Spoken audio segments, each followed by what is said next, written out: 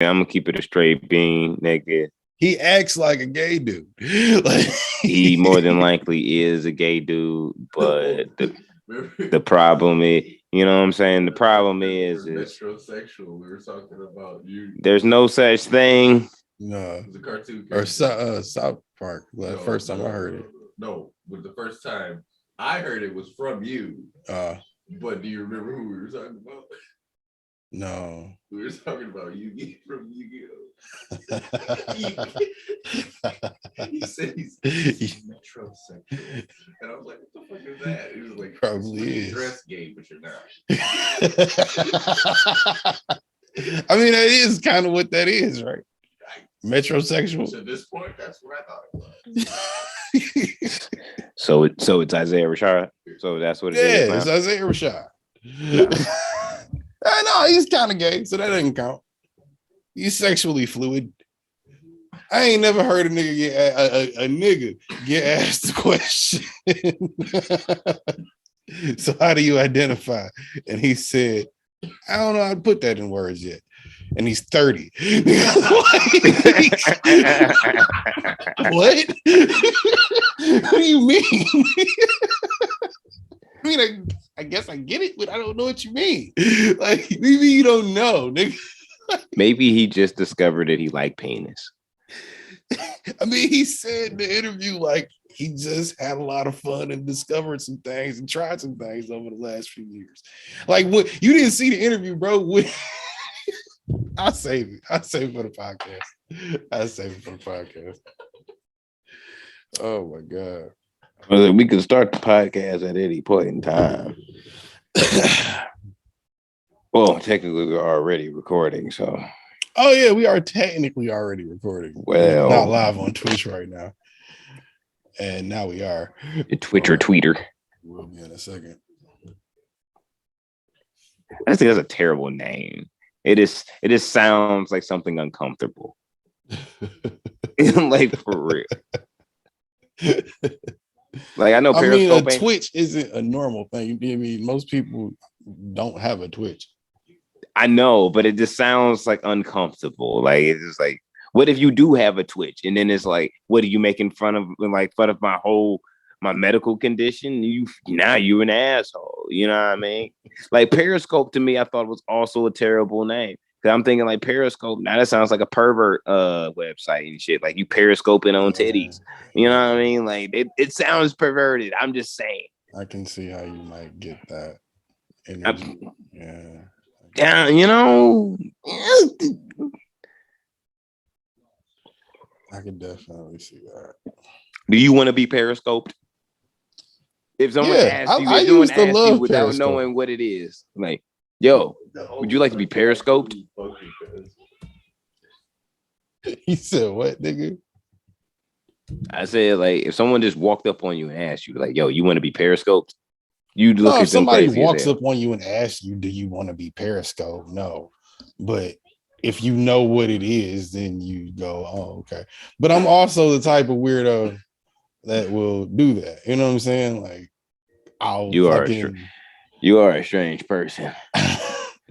I'll fucking, like, you know, go on a website and just watch people doing shit just because it's fucking fun. If I'm bored at 3 a.m, it's fun to be at. That was the beauty of Periscope. Like, you could literally scroll over the globe, see little red dots where niggas were recording on Periscope.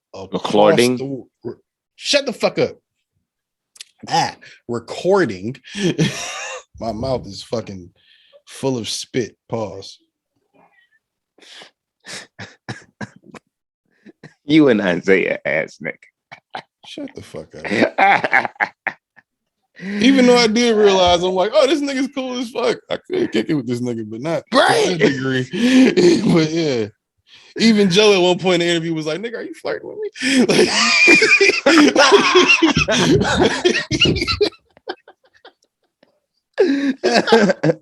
Recording, I'll tell you later. Speaking of which, why is this shit? Oh, we not officially started yet, but nigga, this shit is recording. So at this point, this is gonna be in the shit.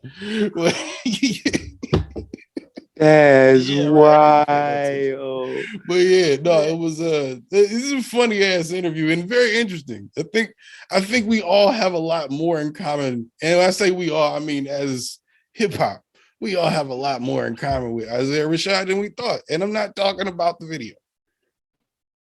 Well, he seems like a very normal person in most respects, and music is well, not even the video. That's normal for a lot of niggas, right? That's the way niggas live. Who?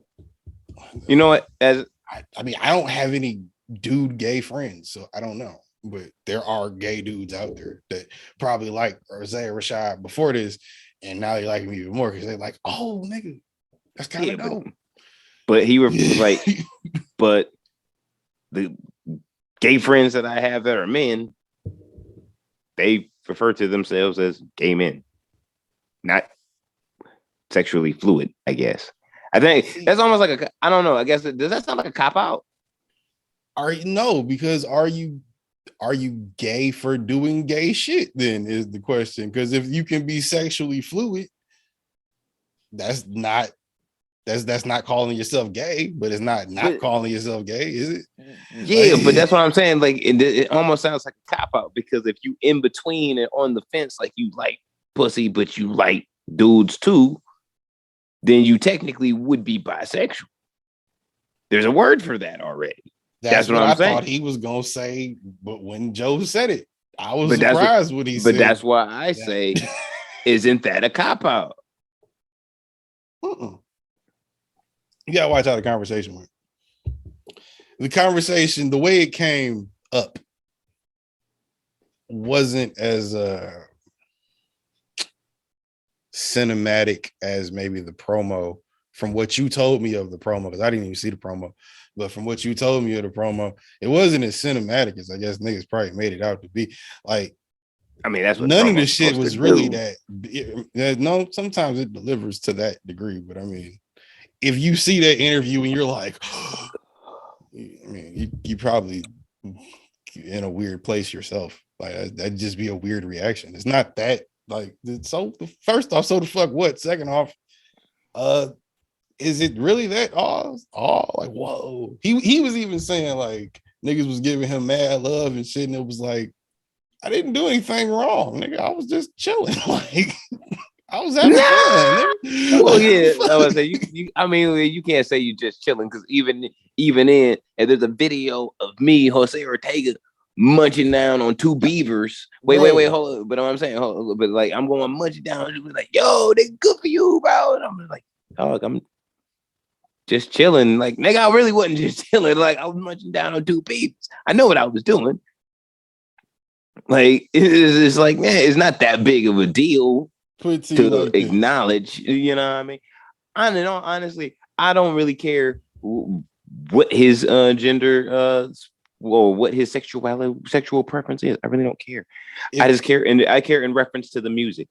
Now that Kehlani is full-blown lesbian and shit, I don't expect her to make songs about her fucking dudes, not unless it's like an ode to an older moment or a memory.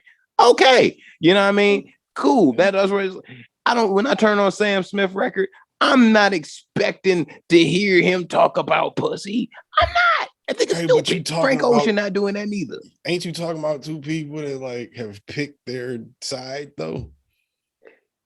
Yeah, that's why I asked about the side. Like, all right, not because it's like because he also asked Joe, like, or no, he didn't ask, but he was saying to Joe, he was like, nigga, I was just hoping they got the good tape. He didn't care that the tape came out. It was just he was hoping that the tape was at least like made him look good. It's not nothing the nigga running from. He just said, I don't know how I feel about it. I mean, you can't really run from it. It's there now. We just attracted to it. I don't know. It's there now. Millions of people have seen your POV sex tape. Yeah. You know what I mean? You can't really hide from it. You can't be like, no, everything y'all said was a lie. I mean, y'all saw was a lie. Nah, nigga, a million people saw that shit. I also thought that's what Joe had said at a certain point in there. He was like, see, that's where you fucked up. Because like you don't, which I always thought was like common sense. I thought every nigga did that. You're supposed to be the holder of the tape. it doesn't matter what you doing on the tape. If you making a tape with a motherfucker, you're supposed to be the nigga with the tape, especially when you're a celebrity. Even he was like, "Nigga, you ain't having niggas sign no NDAs or nothing." He was like, "Nigga, I was just having fun, bro." Fam. On top of that too, like if we're gonna say of famous rappers, like really famous rappers, not hold the tape. He not really. I'm sure he himself probably wouldn't look at himself as like a famous rapper. So he probably wouldn't think of him like some shit like, yeah, I need to get somebody to sign an NDA or whatever. Or he really doesn't care. That's why I say the really doesn't care part goes into like, all right, you gotta identify as something, not just gender fluid. That sounds like a cop. No, if you buy it, then you buy it. Whatever. Not gender fluid. I'm sorry. Whatever. But it's like if you buy, you buy. If you buy, you buy. You gay, you gay. If you trans, you trans. If you bisrick, you bisrick. And like that is how those all lie. I guess that is its own thing. You fuck a specific type of individual, and we've discussed this. Fans know now, so you know what I mean. That's what it is. I'm attracted to it. I'm attracted to it. Varies from time to time. It just happens to stay within one gender. One gender and gender specific type. But episode 207, Millennials Podcast, House of Space Media. We in this bitch. Who the fuck are you, sir? So we can get to the real shits. Well, I bees the one and only Busy 93, you bitch. If you don't know, you won't know. From the womb to the tomb, I am still him. The motherfucking Kango Don, aka Kwame Khalifa, aka the Crooked Court Jester, aka excuse me, the Tiki Torch Nazi Daughter Slayer. What does that mean? That means whether I'm in the 1800s or it's 2022, bitch, I am chasing down these white women at a rapid pace and ain't nothing these motherfuckers can do about it.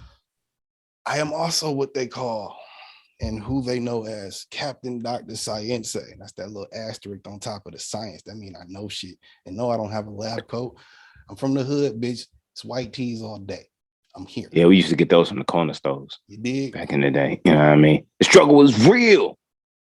And it's your A1 on the mic from day one. The one hailing from the home of bitchin' tequila, 50 cent margaritas, and cartel dealings. It's your one and only Jose Ortega. You know what I mean? Also known as Tequila Papi. The almighty rum lord. Depending on what day it is, this happens to just be a tequila day. Also known as Tito Lee in all Asian and Latin American countries and also around the globe and universe. I'm Thanos, bitch, with the left kick. Wah! AKA Zay Mysterio. You did. Also known as the Petronome because I smoke weed and I'm under 6 foot. But I don't give a fuck. I fly higher than all you niggas. And once again, episode 207, Millennials Podcast, House of Space Media. We in this bitch. Shout out to everybody around the world listening. The peoples on Twitch, all those from across the pond. Shout out to the aliens on Mars that's listening and checking us out because we already know that you fuck with us. Like, share, subscribe. Tell the peoples on Pluto. You dig. Roll your weed, get your drink, strap your seats in. It's another week. God damn it. You dig. So, like, I guess we might as well finish that conversation. Huh? We were talking about the Isaiah Rashad shit. I don't know at what point I clicked into Zoom, but whatever point it was, and we started talking. It's been recording since then. We've been recording a while, but yeah, so it'll be a nice little chunk for you Twitch viewers currently. Tomorrow it'll be a nice little chunk for y'all to listen to in the beginning. But yeah, we back. It's another week, and it's been more shit happening. You want to talk about some bullshit that I wasn't necessarily so excited to talk about, but we can talk about it, I guess. I have an opinion, but it's fucking depressing. We'll save it for the middle because I don't want to end. I don't want to begin with it, and I don't want to end with it. So let's put it like somewhere near the middle. Okay. Yeah.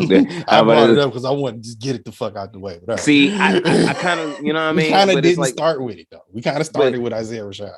Yeah, but that's what I'm saying. It's like, I'd rather go up, and then if we go down to a valley and shit one time, we can come back up and then end it out on a high note. You feel me? Instead of like be up here and then be down. And then if you start down, then you might just be down the whole episode because that vibe is energy. Yeah, you know what I mean? Like for real. Like I don't really want those problems, bro. You know what I mean? It's like 207. God damn it. It's a beautiful thing. I'm fine. Westside and them finally sent my goddamn 227 shirt. Thank God. The Westside, no. Man, Shopify on some bullshit because y'all trying to stop all of us Griselda fans from getting our shit, man. That's like for real. Shopify's in the bag. Don't listen to him. Especially when we trying to rep for BoJack. All right, we gonna rep that and having a store one day.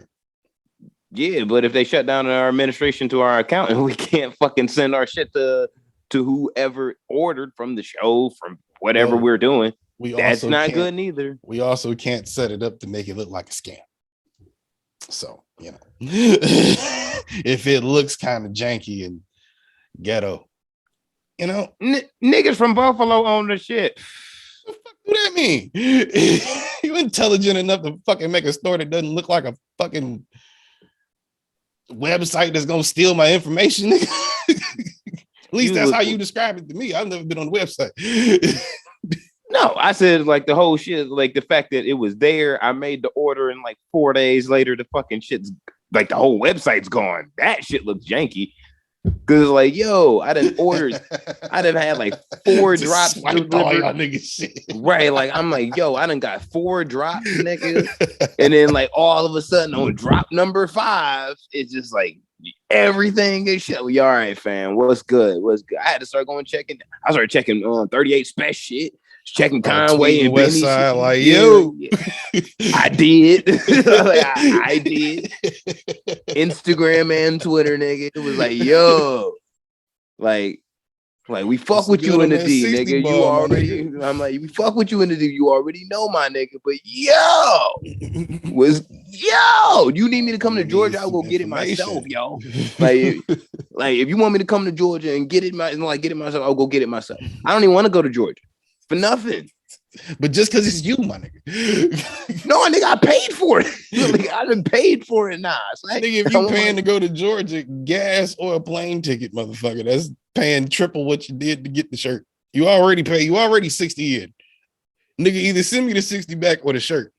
Look, look, they only make these motherfuckers make that shit one time and it's gone. If I'm gonna have a piece of history, I'm gonna go get it, motherfucker. They couldn't even send you back to 60.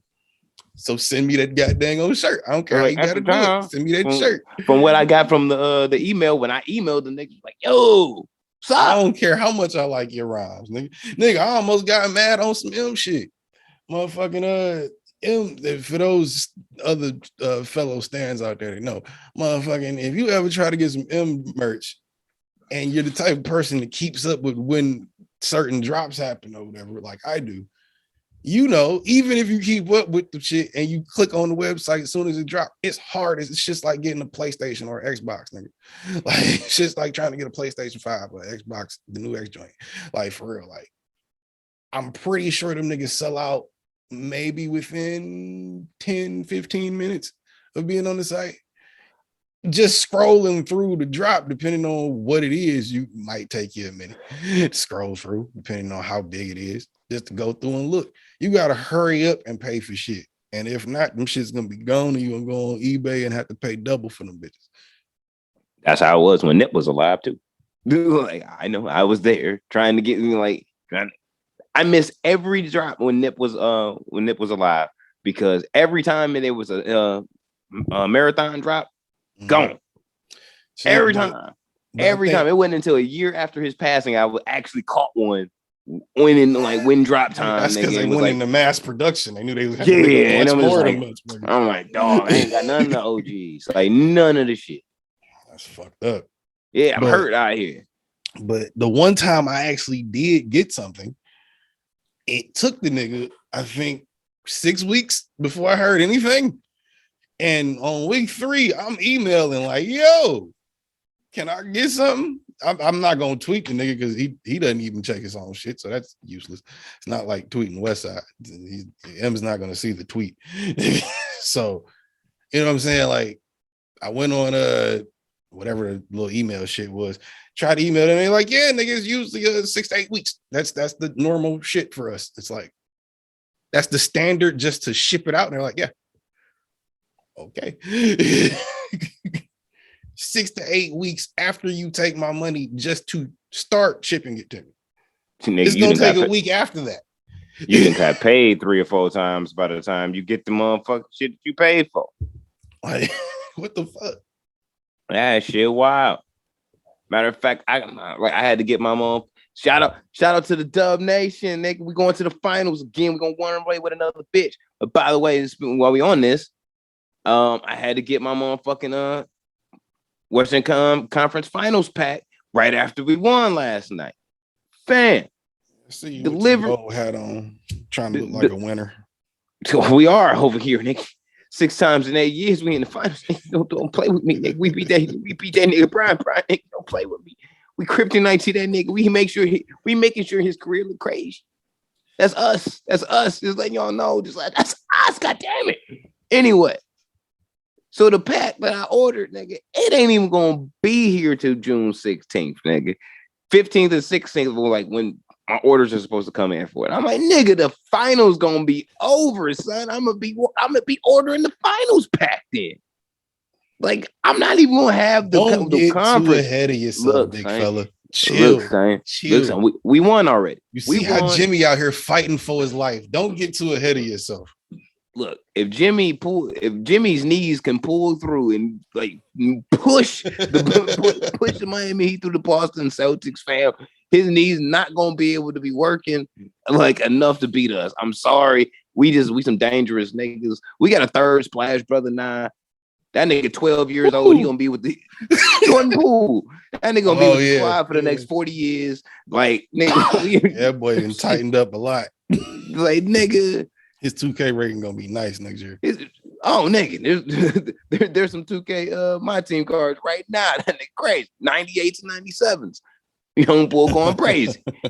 I'm just saying. We good. We already got it. We won as soon as Phoenix lost. So it's like, hey, we here now.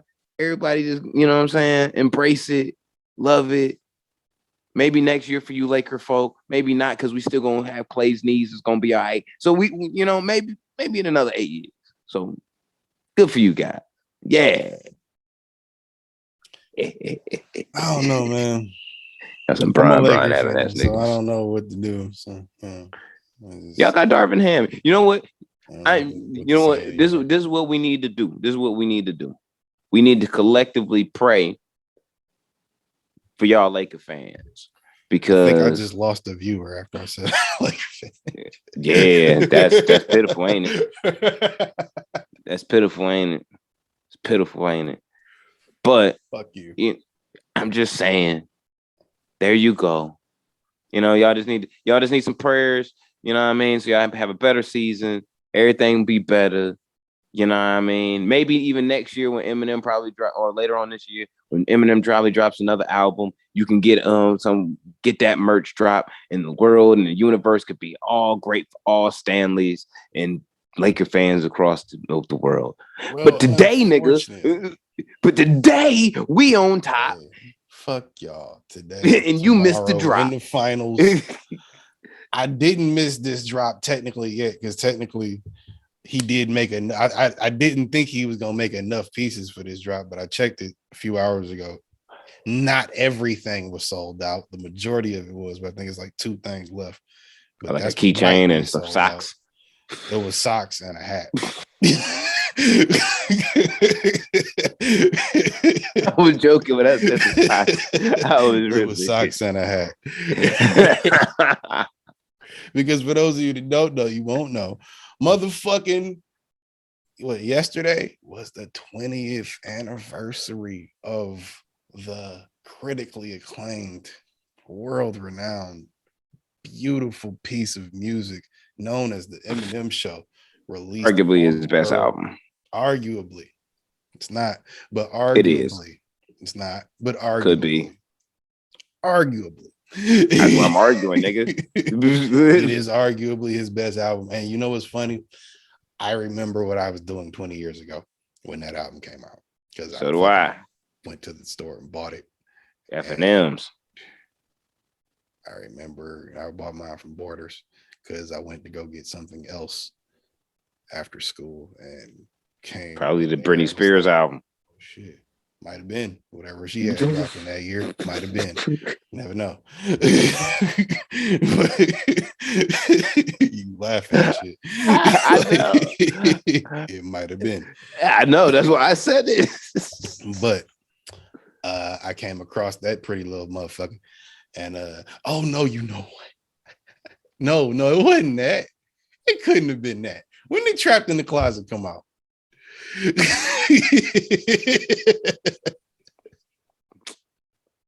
I want to say that was like 2006, 2005. It was later after that. Okay, I definitely went in the same store and bought the Chocolate Factory and TP2 Reloaded. Chocolate Factory might have been out at that time. I'm not sure.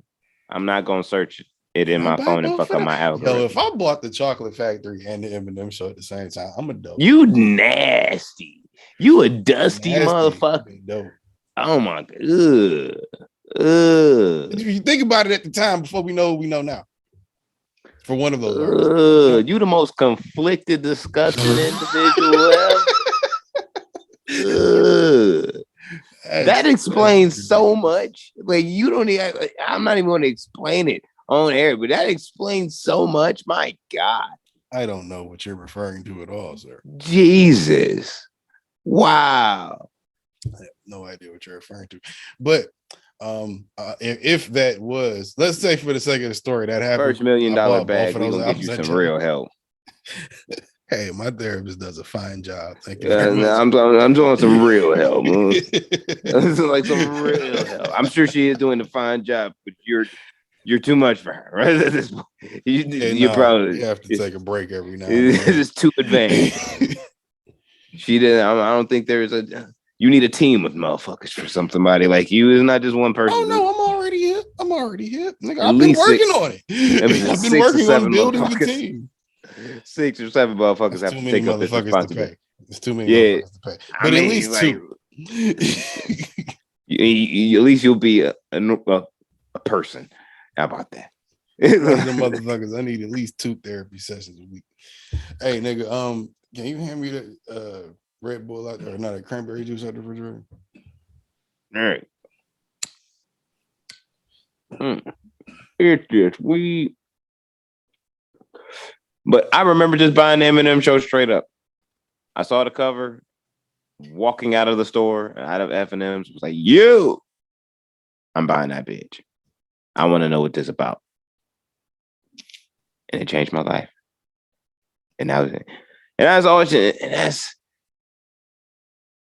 history after that. It's just history. I think I remember coming home, putting that bitch in my CD player, and the jaws of my ear holes dropped. And I was like, hold on. Run it back. What that say? Because that was when you had to tap the CD player a couple times. 10 seconds, 10 seconds, 10 seconds. What did he say?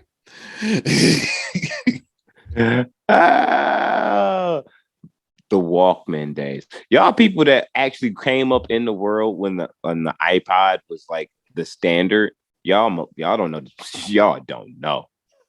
Y'all came up in the world where it was like the app, Apple Music, Tidal, Spotify is the standard. Y'all just don't know the standard. Y'all don't know about rewinding tapes, my nigga.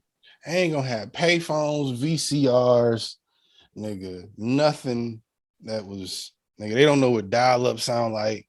Nothing. I was in the mall and like, this is my phone case. It's like, this is my phone case. I was in the mall. Little teenage white girl was like, "What is that?" And I was, "What is what? What's your phone case? What is that?" And I was like, "It's a cassette tape." Huh? What's that? No. And what you mean? What's that? And it was like the one time I was stuck because I wanted to be like, it's like an 8-track, but it was like, if you don't know what the fuck is a cassette tape, what an 8-track you damn sure not gonna know what an 8-track is. So I'm like, all right, it's a CD, but in a plastic case. I had to explain it like this. I'm like, I'm like, you know what? I'm like, you know what a DVD is? Like, yeah. So you know what a CD is? Like, yes. I'm like, before the DVD, there was a VHS. Yeah, I know what one of those is. That's what a cassette is. A VHS of music. Like, that's basically, it. It was like the simplest way to fucking put it. It's a VHS. Yeah, that is a good way to put it.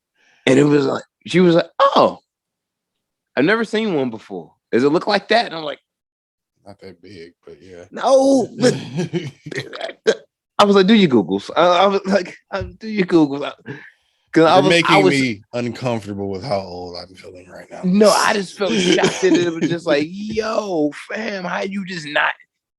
You never seen one before? Like, I ain't never, it was like, I had known what an 8-track was. Like 18, 20. You're like 17? Yeah, they wouldn't fucking know what a fucking VHS was. Yeah, I mean, like, I'm just standing in line, and she's like kind of like adjacent to me, and I'm on the phone. So when I got off, she was like, "What is that? What the fuck?"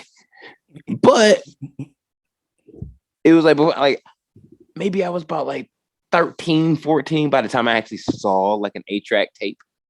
Like really, but like I've seen one, right, or an actual 8-track player.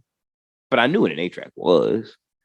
Like, I knew for sure what it was. That's why I'm like, just because you came up in streaming era, the cassette ain't that long ago, my nigga. Yeah, you could go find one. But even if you went to a record store, that was... Do they even have those anymore? Yeah, probably so. One just opened up out here. Straight? Yeah, like with vinyl and shit? Yeah. I'm in that record store. I'm in that bitch. It's I think like maybe a mile or two away from my house. But they just opened up. Oh, I'm in that bitch. I got into this mode of jazz recently. And I'm like, you know what? I want some real some jazz vinyl, so I ain't got none of this shit. So I'm like scouring the internet and shit. Even if you're going to look for some vinyl, you got to go to an actual record store. Now. But you're not going to see no cassettes in that bitch. You're going to see CDs and records.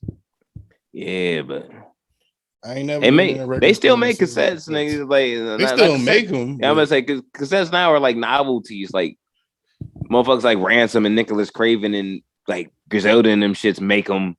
Like they'll make like 500 of them them shits in Japan and shit. Like just to have it as a rarity. Yeah, like you have one of these, the motherfuckers that's buying them more than likely don't have a cassette player. And if you do, would you really want to risk popping that bitch in there to listen to it? And the film getting fucked up. I mean, on this one of 500. Like, I mean, in that sense, you wouldn't even open it, ideally. So, I mean, but even if you did, that's what I'm saying, because you just wanted to hear it on cassette. You know, I mean, would you even know how to use a cassette player?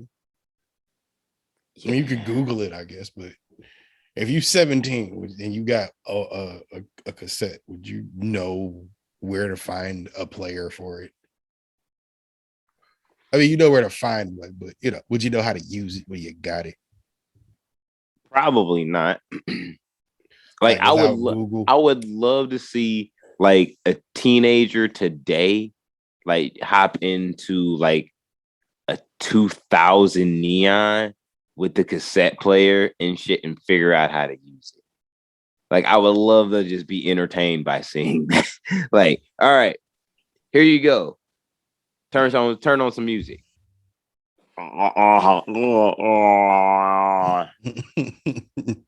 What is this? What the fuck? What is this? What is this? Oh no. I think if it's some advantages to growing up on a tablet. It's just some disadvantages. Like it's some advantages and disadvantages that, well, I don't know. Ours is different. Because we were at the tail end of the world actually changing. I thought about that shit, like, nigga, There's a lot of shit that was constant, or a constant, or things that you could count on happening up until like 2008, 2007, to where it's like shit just started happening. That's just like, what is like after like 2001, everything just started being, you know what day I mean? Everything just started being like a movie. Like everything. Like from that day on, everything has just been like, are we in a fucking alternate timeline or something? What the fuck is going on? Like my mad scientist theory is that the world did technically end that day, and that we're all in a sense of purgatory, trying to figure out how to fucking get out of this forbidden or forsaken universe. So you talking about the 2012 shit? I'm talking about since September 11th. That's what I'm talking about. Like the world ended that day, and what our version of it is that two towers tore down, but in reality, the planet blew the fuck up, and we're just trying to fucking figure out a way to get ourselves out of this universal forbidden universe. We're all this under a mass delusion to deal with what actually happened. Yeah. This could very well be hell, but this is what we just like condition our minds to look at the world as, to deal with the fuckery. Just deal with the fuckery that is. Just how much pain we're in. We're like, well, this is fine. Yep. This is cool. This is okay. This is way more acceptable than reality. So I'm good with it. You feel me? Until we can just, souls arise to a different, what I'm saying, or go to a different universe. A bunch of kids get killed in school. Yeah, whatever. Yeah, it just happens, right? Things happen. Nothing we can do about it. Like, Jesus. Fuck you for bringing that up. Now I got to talk about it now. I was happy, goddammit.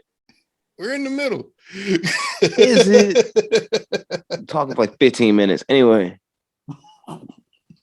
So. I keep forgetting to set my timer. I don't know how long we've been recording. I will say I've been personally upset this entire week. Like almost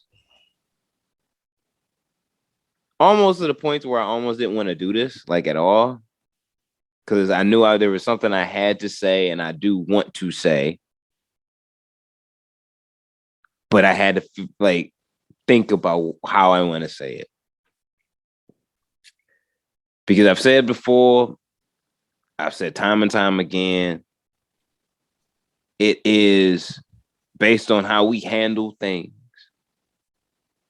As the American people, I feel like we have abused the right to have guns, despite the fact that it is a right. Because of how people who do have the right to purchase them use that right. There is no excuse.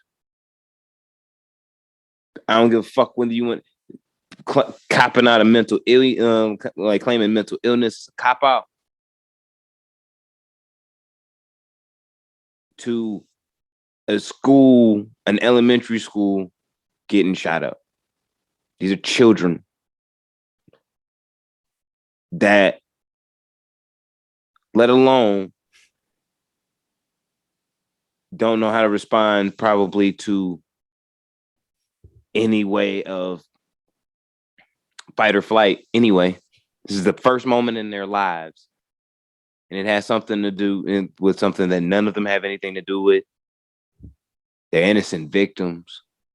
They're there to be educated, and it's a place where us as parents feel, when we drop our fucking kids off there, that they're in some type of least sanctuary enough to whether even if they come home with a black eye or a busted lip, they're alive.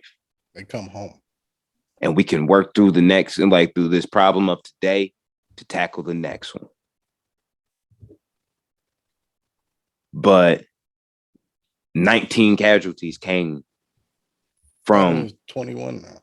Well, technically, yeah, 21 because 2 passed afterwards. 19 of the day of on Tuesday. Oh, yeah, 20. And about Texas. Yeah. Well, no, technically it's 20. two now because it was because the one guy that died of the heart attack later. Yeah, I count him too technically. All right. So they count. Yeah, they count him too. Yeah, the teacher that passed away of the heart attack. If that shit hadn't happened, that nigga would still be alive. He would be still alive. Be alive. So you gotta count him too. But the shooter was killed after 95 minutes. Yes. Explain that. Not you. I mean, them. I don't think there's any explanation to anything. Because I think the way I feel is if I knew if there was a shooting at my daughter's school, whether I know she's okay or don't know she's okay. If I look at the other dads, I'm like with them like standing next to the police and we don't fucking grab one and go up in that bitch and try and go out and get our kids ourselves. Because that's what the fuck I'm gonna do. I'm not waiting for you. This is one guy, I'm one guy. Give me a gun. We'll figure out who wins. But I got Texas. You could. I'm pretty sure there were dads in that crowd. From what I read, it was police telling them of like there were women shouting at them saying, "Do your job," and the police were yelling back, "We're trying to. Y'all making it hard for us." What? No. I thought protocol for any shooter anywhere, mall, school, any of that, was get rid of the shooter. Police pull up, do what you know the protocol when you pull up. Organize, get rid of the shooter. What plan were you organizing for 90 minutes? And over these 90 minutes, this nigga is not even like dude came in there just spraying everybody.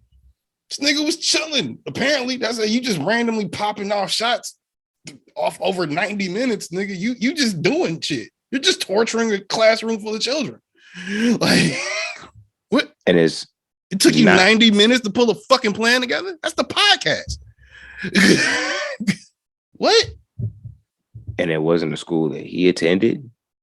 He's not even. He's 18. He's not even. Well, I'm saying like at any point in time, he's not even from Uvalde, Texas. He's from fucking North Dakota. And this young man and this fucking young piece of shit was able to buy 2 ARs on his birthday, on his 18th birthday, to go do what the fuck he did. Got an iPhone 13. Talking about people make fun of me because I'm poor. Nigga, you just ran through 3 bands from what I counted it. ARs ain't cheap and neither are iPhones. And neither is ammunition right now, my nigga. I'll tell you that right now. So I need 3 bands, nigga. Like, what you talking about? You poor, nigga. You could be poor with 3 bands. You can be true. But if you're so poor that you're crying about it, why are you blowing it on that? Bitch. Shut the fuck up. Look, I think this is a constant here. There is a constant. I don't want to make this a race issue, but some it is. These fucking shootings, these mass shootings happen. And 9.5 times out of 10, it's a white guy that's doing this shit. I was surprised the guy was Mexican. I was talking to my mom about it when the news broke. I'm like, what white boy done went crazy now? They said Ramos. I said, oh shit. What? Is it Ramos? Huh? He shot his grandmother. He shot his abuela? Huh? That's wild. That's wild, nigga. Yeah. And like I said, but the race issue for this one plays into when, all right, this person is Latin, is a Latino who did what they did. And it's a terrible fucking thing. And there's a terrible person, and that's fucking walking the devil, like the devil's incarnate body of work right then. That's what that is. But I immediately saw, and it became they jumped the border, and this, that, and other. This is what happens when our illegals get into our country, and I'm just like, are y'all fucking serious?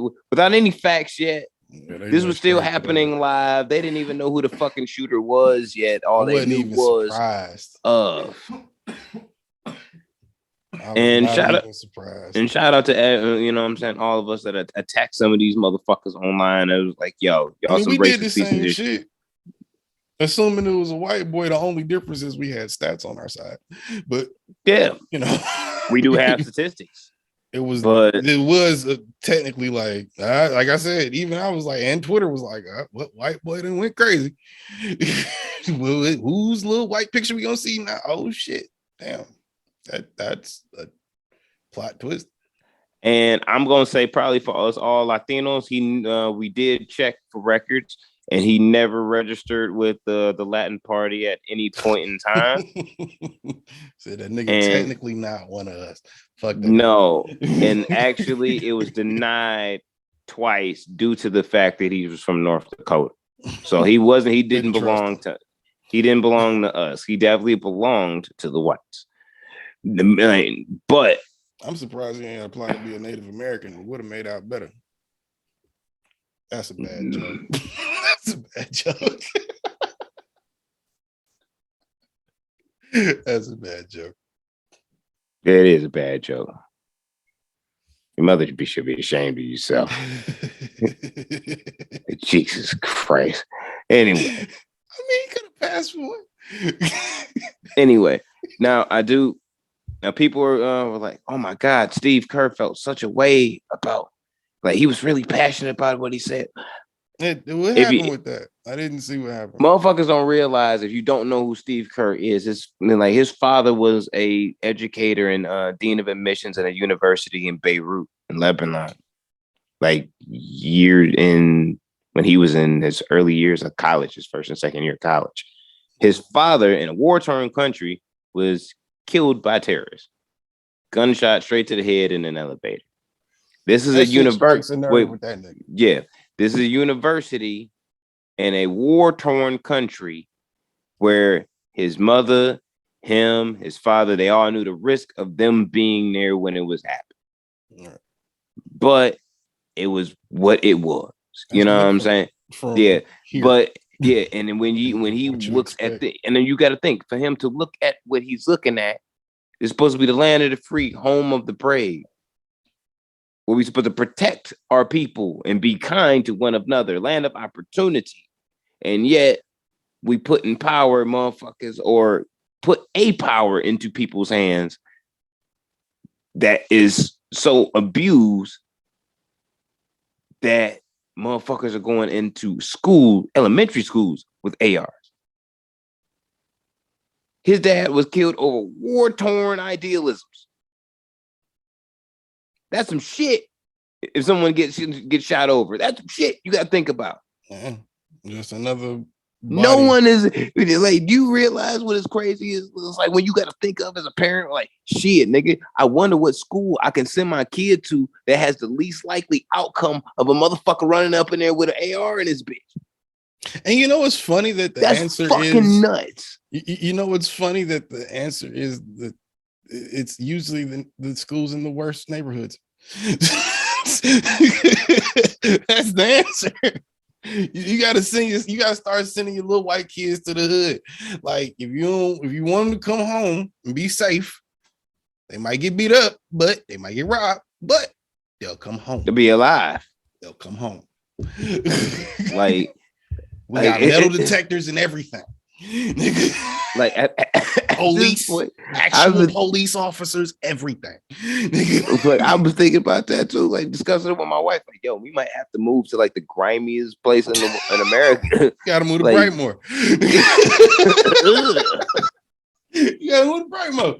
You got to. You gotta move to Brightmoor, man. No, I don't like Brightmoor roaches, nigga. That shit's nasty. Fuck the roaches. The kids are safe. Dirty, but the kids are safe. Nah, that's kind of grimy. Technically, I mean, that's kind of grimy. Nah, nigga. There's barefoot, too many barefoot motherfuckers running around outside, nigga, on purpose. Not because they ain't got no shoes, nigga. It's because they chose to leave the house barefoot. Like, for real. What if white people just start moving to the hood in mass just out of fear? It's called gentrification. That's exactly what it is. No. I'm saying like super like in fear, like in mass. Like, hey, can we move in with you, nigga? No, at that point, no, on some real shit. At that point, white not even can we buy the crib? Can we move in with you? No, nigga, like that. White people gonna have to start filling in applications to see if we even want you. You know what I mean? Because technically, what happens if too many of y'all weird ass white kids that is like a school shooters and shit come through and flood our ghetto ass schools and shit when we already at peace, nigga? Like, yeah. Daquan got a motherfucking. And this is gonna happen out here. Yeah, you know what I'm saying? Yeah, Daquan got an AR in his locker and shit, but he uses that bitch after school, nigga. He ain't got that shit next to him at the desk. That's definitely not solving the problem. No, it's not solving the problem at all. Huh. The problem is like I said, I as a multiple gun owner, me as I say, I would say, if you wanted to go to war with me, it's going to be really fucking hard without the grenades and the jumbo jet that I want. It's going to be really fucking hard. So if I can say for me, if there was a call to it, like everybody give up their shit. Everybody will pay you to give up your guns. I'll go. I will go. Because what? Are you telling me? Because of the point of the NRA and these unions, haven't they already done that in some states? They've done that in some countries. No, I know they've done that in countries. I'm saying Australia, some states here. Australia, real now. They stab only. Or maybe that's what it was. Maybe because that was the most recent one. Maybe it was Australia. Yeah, Australia stab only. Yeah, I know. Yeah, except for the police, I think. Yeah, and I've explained that to people. I'm like, you know what's real? I'm willing to, if I got a beef with you, a real beef, is either hands or a knife, I'm willing to go there. Y'all niggas is afraid to be like, oh, I'd rather shoot you. Yeah, you would rather shoot me because you know you'd lose in a hands or a knife fight. See, I'm cool with it up until the point you say that the police can have them too. And then when you say, well, okay, the police can't have them, then nobody got them. And then we all defenseless against everybody else. So that's kind of impossible. And somebody has to have them. But and I think a lot of America is like that too. But I think I apply that to the police too. Because even in Europe, nigga, the only motherfuckers that can carry like pistols and shit are like, as far as you serve state or country and shit, are detectives and SWAT. That would be funny to see in America though. How many shootings happen if police are the only ones with guns? Let's see how these statistics really fly. Yeah. If that's all we got to measure. Did you ever see Watchmen on HBO? No.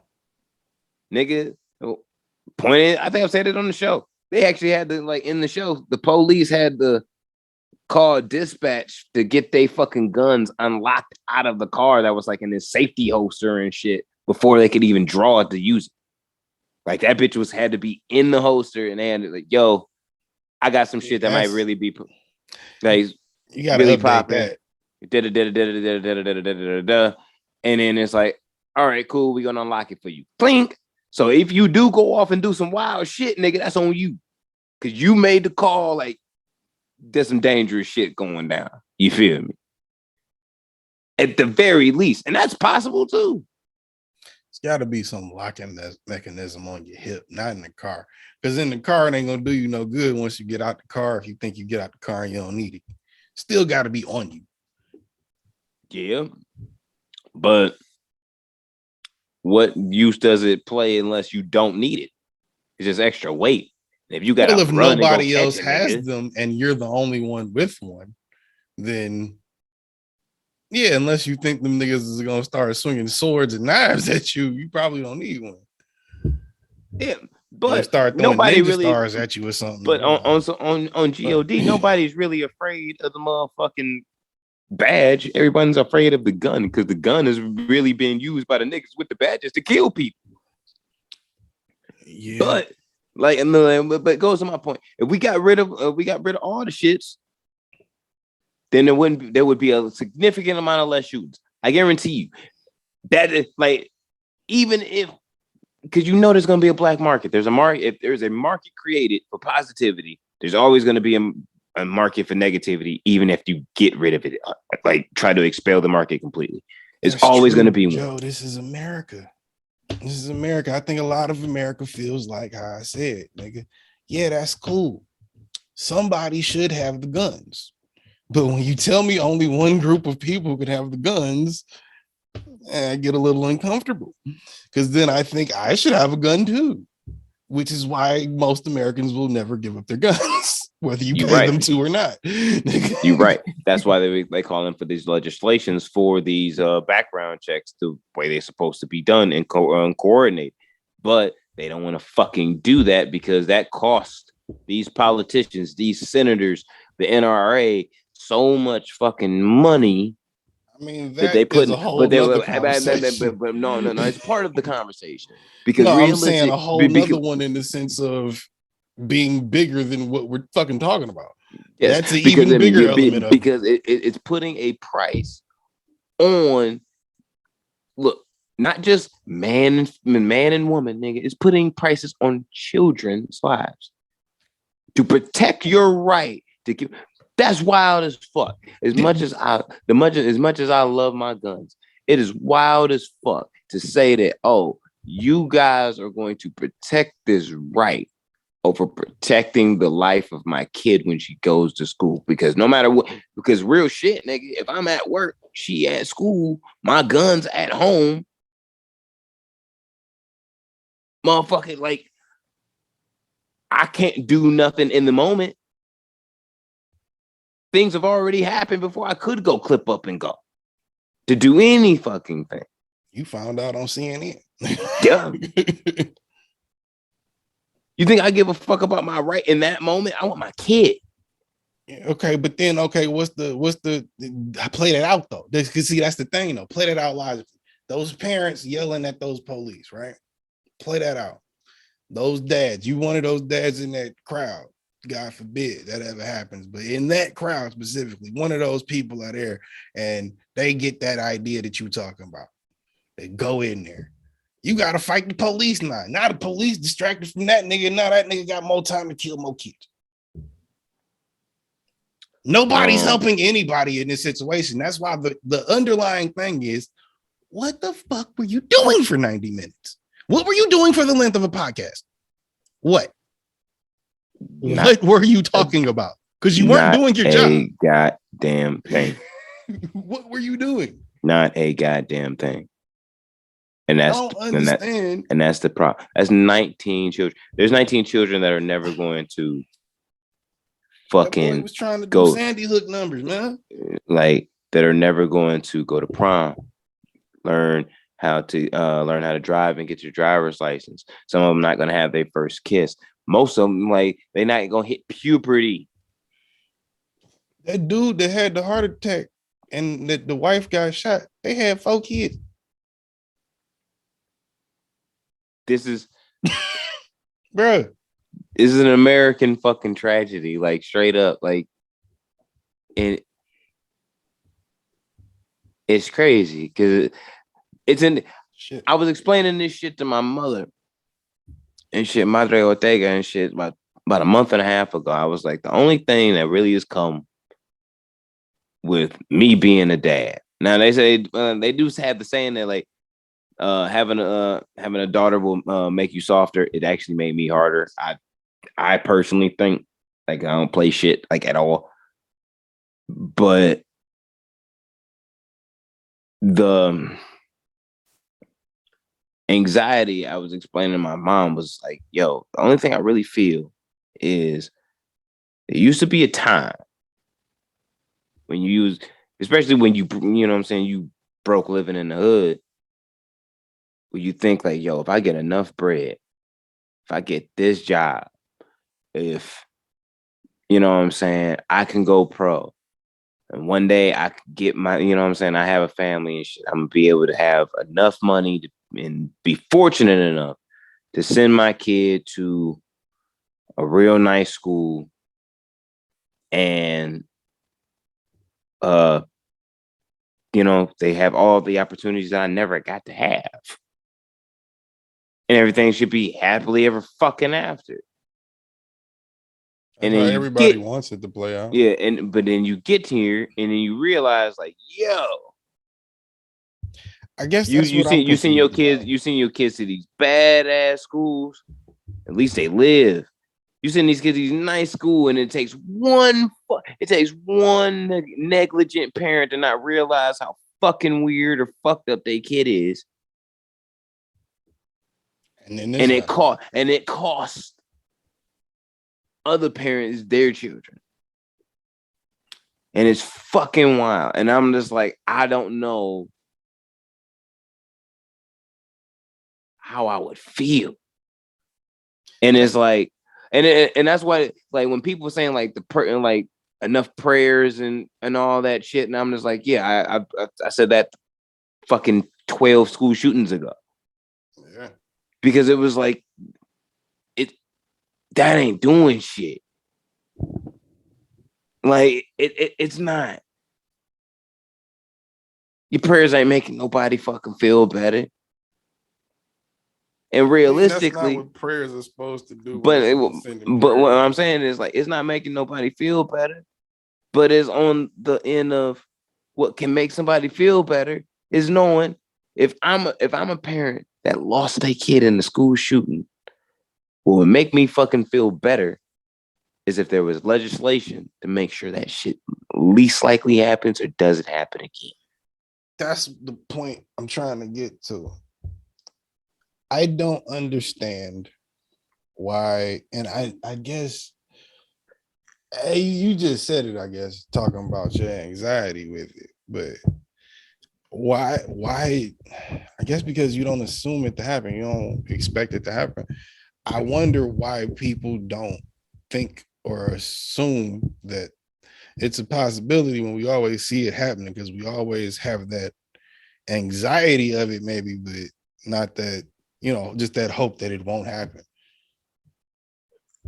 I go places. I'm not a parent, but nigga, I go places and be like, you know what I'm saying? I'll be looking around. I don't want to be in there. I was telling somebody the other day, like, I think I was telling my mom, one of my friends, some shit. Like, yo, I don't know what I would do if I had a kid that was in school right now, elementary or otherwise. Because nigga, I would be fucking I got enough anxiety. I don't live with it. That's why fucking go there and no. Yeah, I don't know if I can do that right now. A part of my balance and my zen is trying to is mostly not living with an anxiety. And I'm at work knowing that, all right, my kid's out of school at the moment, but I'm at work on a Tuesday, like, yo.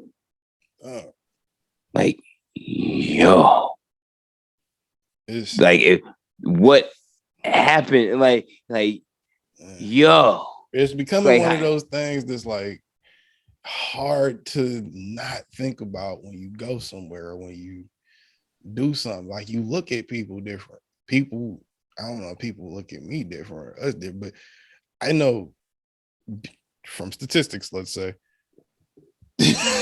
I look at certain people a little differently when I walk in places. You know what I'm saying? I'll be looking at their hip. I'll be looking at their face. I'll be looking at their move. You know what I'm saying? I'm trying to see if I see something that don't nobody else see.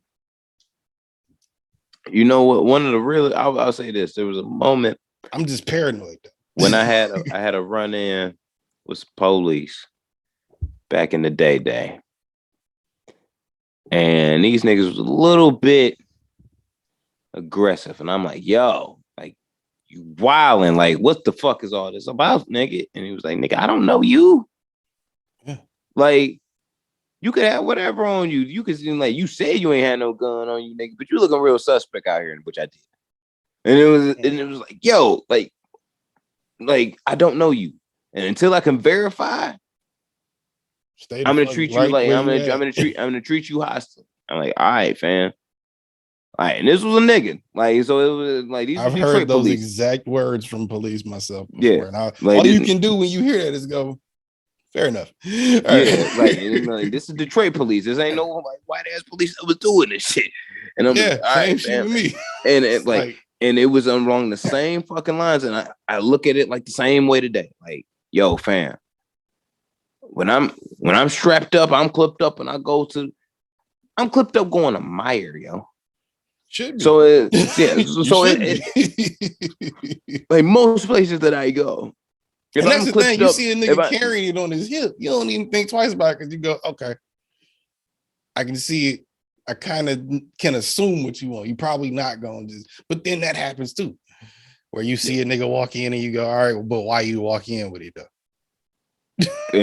But that's why I have the license, where it's like, sometimes it's the point of like where you at, but some places it's like, all right, nigga, I'm not trying to make you feel hostile or scared, nigga. I'm just trying to get, you know what I'm saying, my beard oil so I can fucking walk out and go home. Like, but in case something happens, I'm like, I am ready to go. Like, most people don't use pistols when they're trying to do that shit either. They use rifles. So yeah, usually if you see a nigga with a pistol, you kind of know what it's about. Yeah, but even if you got an AR, bro, depending on what gun I'm wearing that day, then like it could be 17 to 18 to 7. At this point, all I need is one. Like, all I need is one good shot. That's it. I hate to say it out loud, but at this point, if I see anybody that's not my skin color with a rifle, I don't know if I even want to be in your line of sight. Nah. You know what I'm saying? I don't even want to be in your line of sight. I might stop and size you up. That might be racist as fuck, but no, this is the moment where it's gonna be a standoff. Because I'm gonna I don't know you, nigga. Let's say that if I don't know you. I'm gonna look at you, and if you look at me, but I don't there's gonna know be a certain look, and I'm gonna pull, and I'm gonna pull. I hope you know what you got yourself into. Cause like, no, that's not gonna happen. But it's really all like the point is like I'm doing this shit because I don't fucking know you. You could have the worst life. You could be a paranoid schizophrenic. You could be a shell shock veteran that's been neglected by the government. So you could be anything. You could have gone through anything in the world. I don't know you. Yeah. That's really what it boils down to. I think motherfuckers have a sensibility or maybe a thing about them to be maybe more comfortable in certain situations around certain things. But overall, yeah, you got to treat everybody like, nigga, until I know you, nigga, I don't really. Yeah, you like you a possible hostile, bro. Like you are a possible hostile if I do not know you, and you could possibly be carrying a gun. Like I ain't gonna front. Anytime I'm around or in a place where, and this is gonna sound a little racist, but it's truth. It's an anxiety to this. When I hear that's the sad part is it's a real anxiety. It's not like we saying this shit because it's like to be funny or nothing like. Yeah, it's a real anxiety, like for real. And maybe it's just like I got some UK viewers on Twitch, so maybe it's just an American thing. But nigga, if I hear a white man, an American white man, like yelling for any reason or making a fuss for any reason, I automatically just get this like I gotta clip up. But then what if it is automatically? Like, what if it is a Mexican? What if it is a black dude? You gotta look at everybody. It's still the same. You gotta look at everybody. I'm about to say it's still the same. It's still the same because if you mad and I can see you mad or I can tell that you mad, you know what I mean? It's good. Like, you gotta be like, are you okay, nigga? I'm really analyzing it because I'm gonna put myself parallel to where I can see you. just in case. Because if you start, because even if you could be a black dude tripping on the like a fucking customer service clerk and shit, and then you fucking shoot this chick in the fucking chest, and as soon as, but what I'm saying is, if you turn around and then you see me, you gonna want to shoot me next too, because I didn't watch what you did. So it's like off the rip, it's like, yo, like no, I'm like, I got one better for you. I got one better for you. How many times you been in a public place where niggas was being niggas and you heard a nigga say, I air this whole bitch out. Fuck you talking about? Huh? Everybody goes, excuse me? Huh? Who? What's the issue here, sir? Niggas start scattering from that moment. Yep. But how many times has that happened? Yeah, plenty of times. But I've also been in there that was like the one time, well, this was like on Coney Island on the west side, where OG stood and like sat in that bitch still. Like I was like walking out because the OG didn't move. I didn't know the OG. But the like for real, it was just nigga who said he gonna air the whole bitch out. The nigga he was opping with, the motherfuckers in like that was behind the counter. OG sitting there having his meal.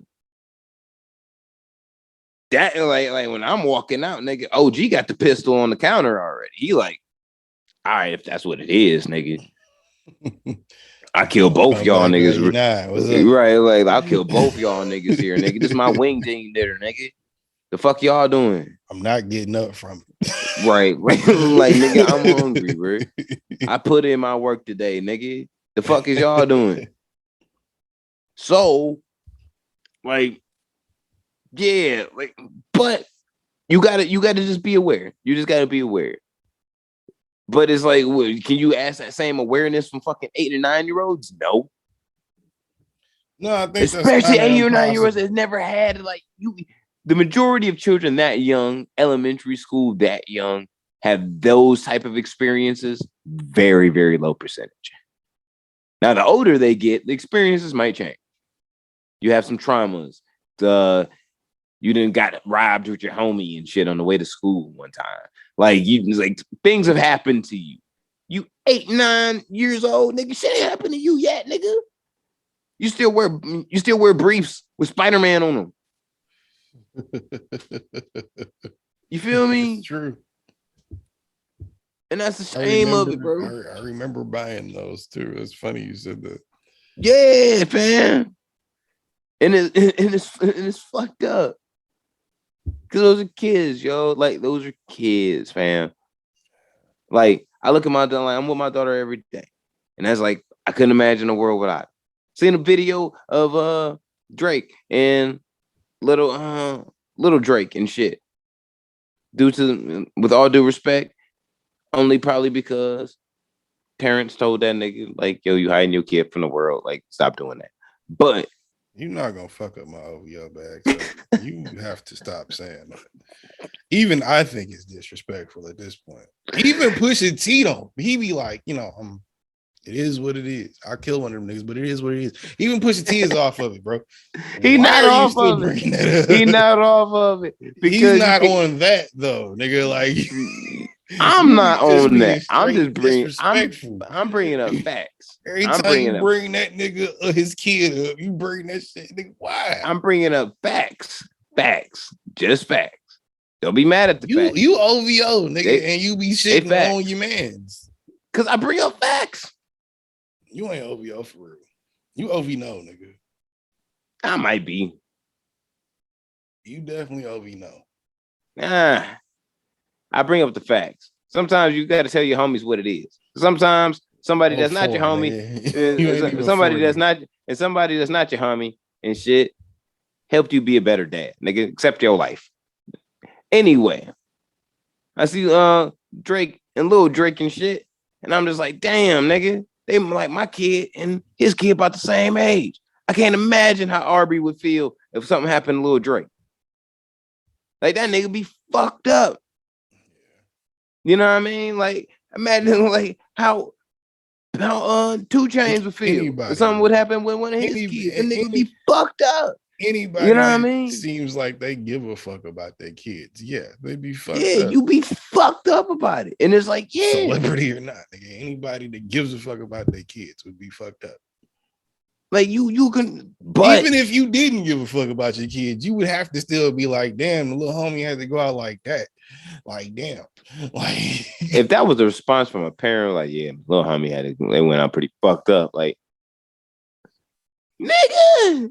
I mean, if you ain't like the little nigga, bruh, you can't admit that after your kid get killed, like I didn't like him. Like the fuck it. Niggas like more money for me. No, that's fucked up. That's terrible. That's some terrible shit to say. Like, nigga, I knew him. Like that nigga was a fag, I think. You know what I mean? He was a little high mind. I don't even like that nigga, bro. Like, the fuck are you on? Don't do that shit. You so like that's why you happy, nigga? Like what? You happy? Why are you okay with this at all? But no, seriously, nigga, in trying to make light of it, like for real, I ain't no light of it for real. Like I said, in trying to make light of it, there's nothing that's gonna change. I literally laugh at news. Have you heard the takes from some of the congressmen that have been niggas talking about video games and rap music is the problem?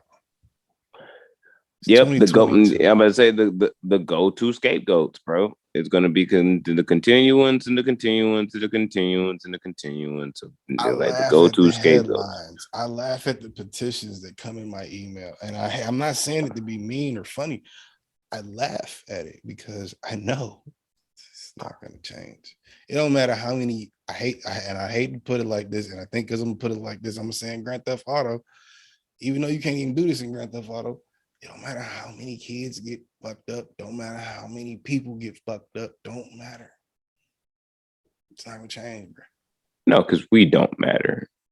We don't matter to the people that are in charge, and the people that are in charge have no control over what the fuck people do in their everyday life to that degree, at least, which would be the next step that they would probably try to take. Is to be like, if we're gonna control this, we need to know what you niggas are doing at all times. Nigga, fuck you. You right. Wouldn't you rather? I mean, I hate to say it, but would you rather live with mass surveillance to the degree that you have almost no privacy, just so you can eliminate that and keep your guns, or would you rather live with a little bit of paranoia that you might walk in the grocery store and get fucked up? A kid might go to school and not come home.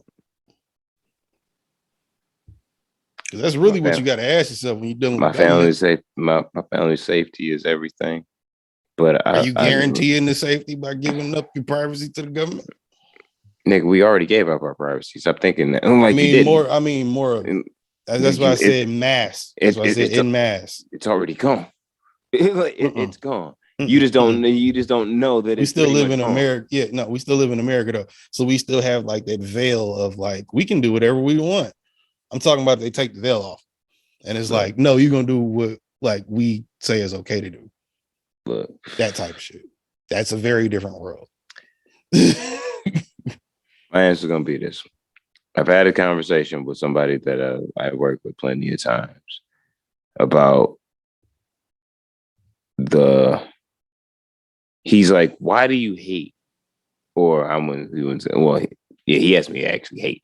He's like, why do you hate the way America is so much?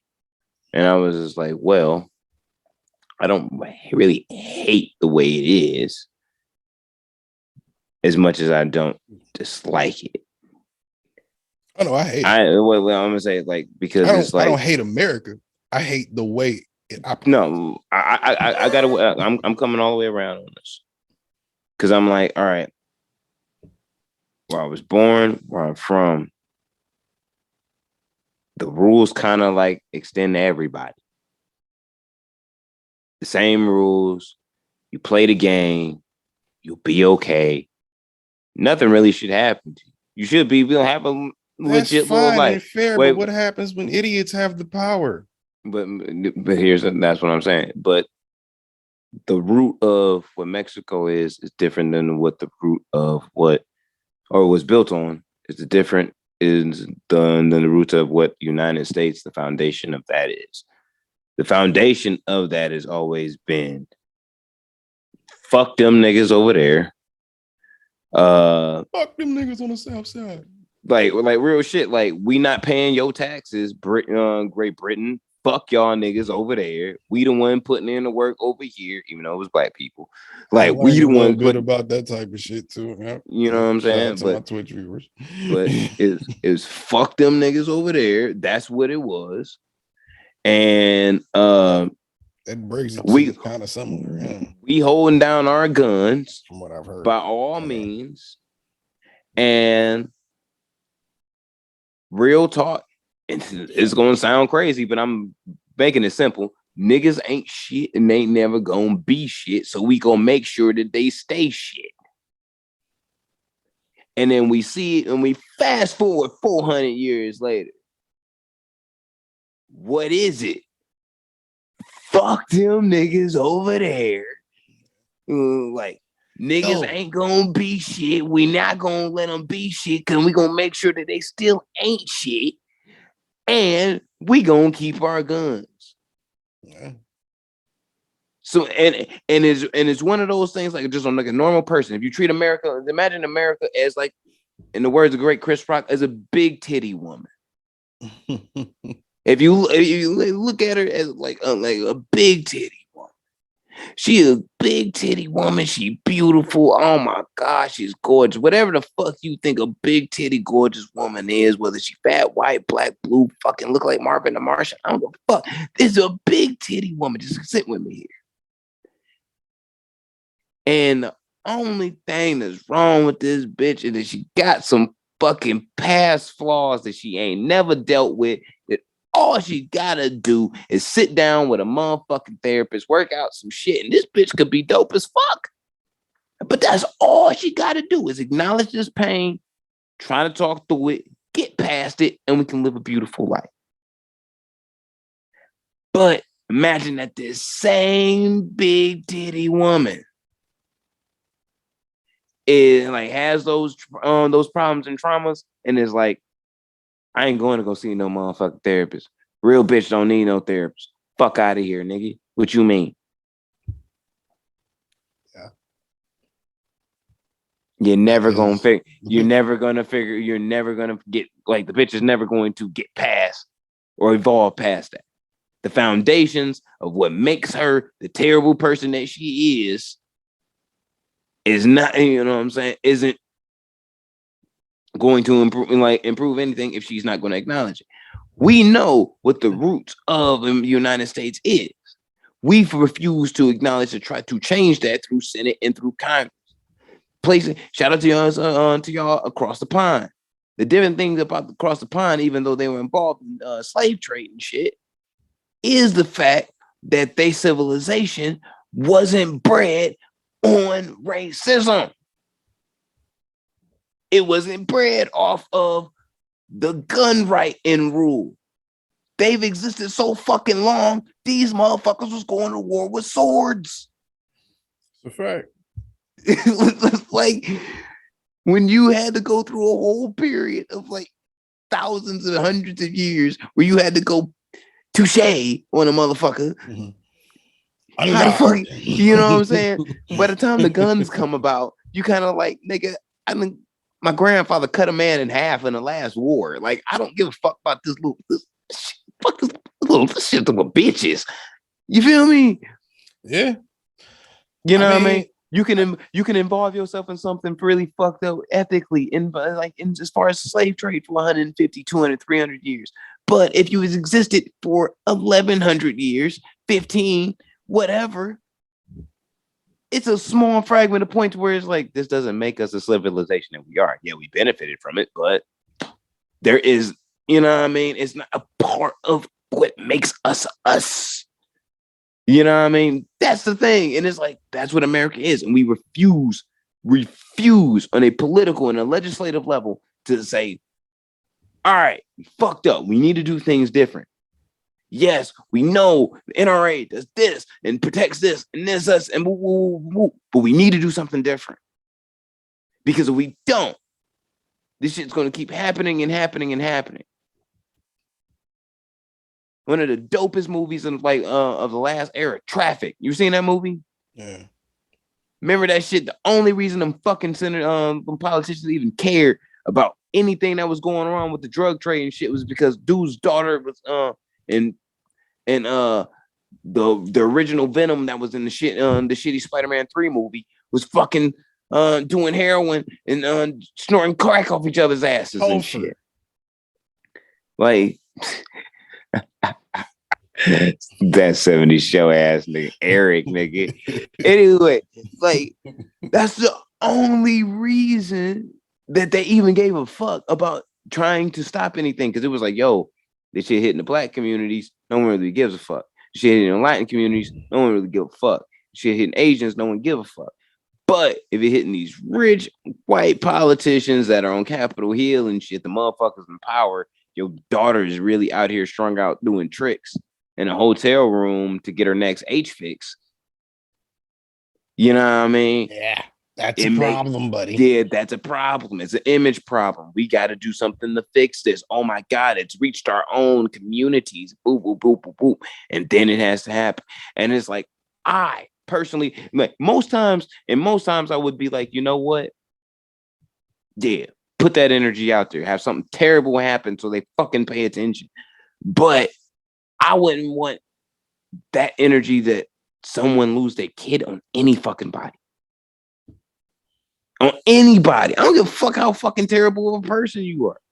Well, that takes me back. Not unless you don't love your kid, because then at that point you just kill the person that the other person don't care nothing about. Then it's like, well, damn, I got a dead son or daughter. Yeah. You know what I mean? And it's kind of like, damn, what I kill your kid for? You didn't even care. So this was kind of for no reason. You know what I mean? Like, I gotta live with that now. But how, you know what I'm saying? That's some rare ass shit, nigga. Even if you a bitter motherfucker, motherfuckers love their kid. Yeah, most motherfuckers would be like, you could beat his ass, but don't kill him. Yeah, you know what I'm saying? Like, beat the shit out of him, but don't kill him. But people love that kid, bro. You know what I'm saying? I just think it something just needs to be paid attention to. But you have. But it's not gonna happen. But you're right. Because it's the root of. We was bred on this. We was rooted on this. We rooted on evil, tyranny, bloodshed. And in the same vein, moving off of this sad topic to a happier topic, but still kind of bloody. Did you see that there's a Winnie the Pooh horror movie coming out, my nigga? Does he wear pants? I believe he wears pants. He's technically wearing some sort of red top. He can't wear the red shirt because that would be a direct copy of Disney's character. But apparently Disney or Winnie the Pooh entered public domain back in January, and some dude immediately hopped on that and was like, I'm about to make a horror movie where Winnie the Pooh and Piglet go feral and fuck shit up.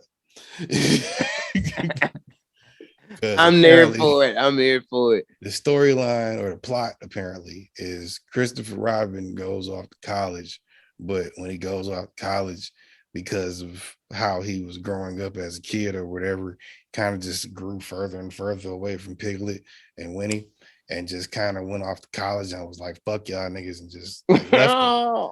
So then they just had to kind of like fend for themselves. They end up eating Eeyore and then just go crazy. He don't even be doing nothing, my nigga. Like, they ate Eeyore, nigga. Like, he just be chilling, like, God. And then they go on to eat a bunch of white women, apparently.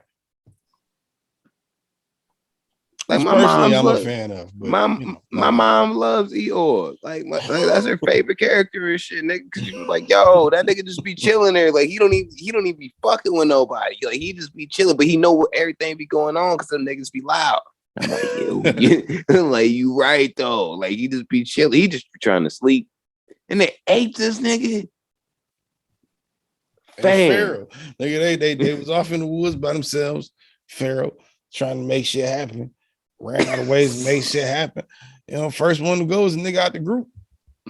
And if he gonna hold you down while you trying to be, or if he ain't gonna hold you down while you trying to be gangster, you gotta eliminate Weakest link, nigga.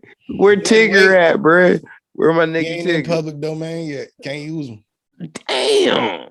Yeah, still got like 10 more years. But Mickey Mouse, and going into a conversation we had off here about public domain, Mickey Mouse is available in 2024. So I'm pretty sure somebody's gonna hop on that too.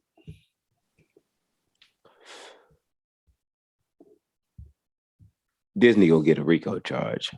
It's kind of, I'm telling you, it's gonna happen. Bro. You can't get a RICO charge for lobbying. It's legal RICO. No, it's not gonna be no.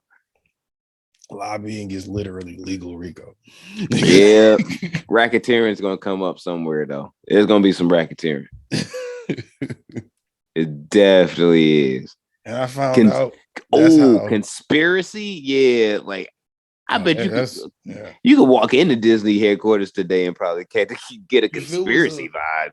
If it was illegal, they would have been charged with it already. I found out earlier today, outside of Mickey Mouse. You gonna serve a subpoena to the mouse? You can't. That's why that dude DeSantis in Florida or wherever he at, the nigga in Florida, the governor of Florida, trying to make it where the city or the state has more control over Disney property than it just being literally Disneyland. They trying to make Disney trying to make that bitch like its own Vatican, my nigga. In Florida, it should be. It basically already is, and it should be.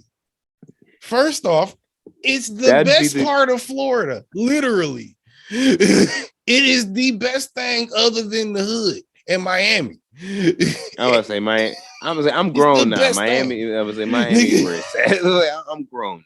You got Miami, certain hoods, Little Havana, and Disney. Other than that, unless you like crawfish and know some swamp niggas, that's about all you getting out of Florida. I ain't going near no swamp. I ain't about that life. 5 attractions in Florida. Disney is the most pristine, most beautiful, popping. I've been there, nigga, back in the day. I can only imagine what these niggas would do with it if you let them make their own utopia. Yes, I would pay for 2 weeks to go, nigga, live in literally Disney World. Yes, I would. Let them have it. They've already invested enough money. They keep the shit clean. They got great security in terms of keeping crime habits. How many crimes you hear happening in Disney World, nigga? None actually. But also, you want the state of Florida to take control of it? You want Florida State Patrol running around Disney World, nigga? Ew. You gonna pay for that? Ew. No, give me Disney security, nigga. Fuck you. Crazy shit be happening in the state of Florida, and if you don't know, doesn't happen at Disney World in Florida. I would say Google Florida Man if you don't know, and all those UK listeners. And how many Florida Man stories have taken place on Disney property? Probably none. maybe I think maybe 1 or 2. They might just say maybe it does happen. They just take you around the Disney castle and execute you real fast, nigga. And so you never hear about it. You never hear about it, nigga. You never ain't see it. It never happened. But is you gonna act a nut near the mouse? I wouldn't act a nut near the mouse, nigga. Anybody that has or any entity that has the power to create their own city within a city, and I'm paying to be there, yeah, I'm not coming there to act a nut unless I absolutely feel I have a reason to act a nut. Because first off, I'm probably already paying a ridiculous amount of money to be here and be comfortable here. Why would I start even trying to act up unless one of your people is fucking up? And that's one of the beautiful things about Disney, if you've ever been, is all the employees that's baseline shit. 101 Disney employee shit is you supposed to be super fucking accommodating no matter the energy. No matter what. I can come in, hey, bitch ass nigga, what the fuck was up with that? Sir, I am so sorry. Let me get you 3 of those things right now. I'll be right back. I'm so sorry that happened. You said you did what happened? I'll give you 10 of them right now, nigga. Hold on. Yeah. And you got to be on that energy no matter what happened to you. Your bitch just left you for a motherfucker that's 2 feet shorter than you, and or Shawty, no. Shawty, I'm sorry you just had this miscarriage 20 minutes ago, but we need you out here on these streets, and they be out there with the energy. So no, I don't want to see Florida State troopers riding around the park, bitch, or walking around the park. No, nigga, unless it's an event where you niggas have to be there. I don't want to see anything that's not Disney related when I pay to go to Disney. Look, man, I'm all for it becoming its own Vatican. I want my own Vatican one day. Actually, I want it in my home country of Mexico. But I know for me to do that, the way I would want to do it, I would have to move at least a couple cubic tons of cocaine, heroin, or some type of narcotic into the United States or some type of country to keep that shit going, to have the respect of not having my shit get fucked up, which I don't want to go through. Just to have a utopia, I gotta become a drug lord just to make the point of like, don't fuck with my shit, or I like we gotta go to war. Like, no, nigga, I just really want to just live in peace. You feel me? Well, I mean, there are better ways to do that now. You can do a fucking crypto scam or something. Yeah, but yeah, you know what I'm saying? I feel a way about that. You know what I mean? Like crypto scamming, stealing from the people. I don't really believe in stealing from the people. So you'd rather ruin lives with drugs? No, I'd rather just steal from people that are rich and unfortunate assholes. That's crypto niggas. All right, then yeah. Most niggas that invest lots of money in the crypto. Yeah. Like if I could have like found a way to rob the motherfucker that bought the Wu-Tang album before he went to prison, I would have felt like that would have been one of the greatest accomplishments of all time. When I heard there was going to be an auction, I was one of the fans of Wu-Tang that unfortunately thought I had a chance at bidding at an auction. And they said 7 million. And I said, oh, okay. So I'm never going to hear that album. All right, cool. Gotcha. And I think shout out to the little hoe ass nigga. I think he did fucking stream the album like one time and then tried to troll the world after he had it. Like, I had it now. If you didn't hear it, you guys will never hear it again. Fuck you guys. Like, fuck that little motherfucker. All right. Fuck him. Yeah. I hope he gets it was like even doing pen. that, like even the coolness of playing the album for everybody, you was still being a dick about it. Like, yeah, you being self-centered about the fact that you had it. Period. He's just a fucking dickhead. Like that dude is a grade A asshole, and not like in the fun way. What made me happy, and I'm like, and this was like, and I love RZA. I love RZA, but it was like there was a moment watching the Mics of Men Wu-Tang documentary on Showtime. It's in the bag. When like they got to that point where they explained how and when that happened and shit, and everybody was kind of like pissed off. Like everybody was collectively mad, like about not just the fact that Douchebag got the fucking album, but how it came about. It ain't like they came together and made the album. It was like they sent in parts of songs and shit, and it was put in. RZA and them pretty much Kanye West. Again, like Kanye West nosed that album together, and you know what I'm saying. If you know them niggas so well, like RZA do, a family, like pretty much, you know how to make that shit flow right. Made the album, put it out there as the body of work that it was. You know what I mean? Like they didn't think it was gonna be that. And in no way, and that none of them really signed off for it to be done that way. So they was upset, and it was just like, and I thought this was like a real dope moment, and I was like, it made me admire the zen that fucking RZA has. That's why I say I gotta go to the Shaolin Mountains one of these days, because watching the doc, did you see it? No, I ain't seen it. When you watch that point, you can feel how pissed off all them niggas are, like watching it as they recollecting it on the screen. Right. And then when they recalling the shit, you can just see him just kind of just taking like everything that they saying, because he know he was wrong. But it's like, it's that zen of, I'm not gonna be arrogant and try to combat and try to prove to you why I was right when I clearly was wrong. And how this all came about was wrong. I mean, you can't prove somebody why you're right when you're wrong. Yeah, but it's you like, tell me why you feel like you're right, but if you're wrong, you're wrong. But you know what I'm saying? You're not right still because you feel like you're right. That's that growth and that's that zen. You know what I'm saying? Well, no, because which one is it? Because one of them isn't growth. Which one is he doing? No, it is growth and zen, because it was from that point on. It's like you hearing that, and you taking that in. It's kind of like, yeah, I was wrong. You know what I'm saying? Like, I was wrong, but you can be fucking 1993 Staten Island and be like, you know what? Fuck you niggas. Like, I was trying to do something great for us, for the culture. What the fuck was y'all on? Who would have known this douchebag would have got the shit anyway? If fucking Denzel Washington got the shit, you wouldn't have fucking mattered. Yeah. You know what I mean? Like, you could have definitely said that. Yeah. But you know what I'm saying? You sit there, you take it. It's like, all right, my bad. I was in the wrong and shit. Cool. And then a couple years later, we get the Saga Continues, which I still think is a great body of work. One of the better albums of the last 5 to 10 years. That shit was hard. That's just fire, right? I go back to that shit a lot.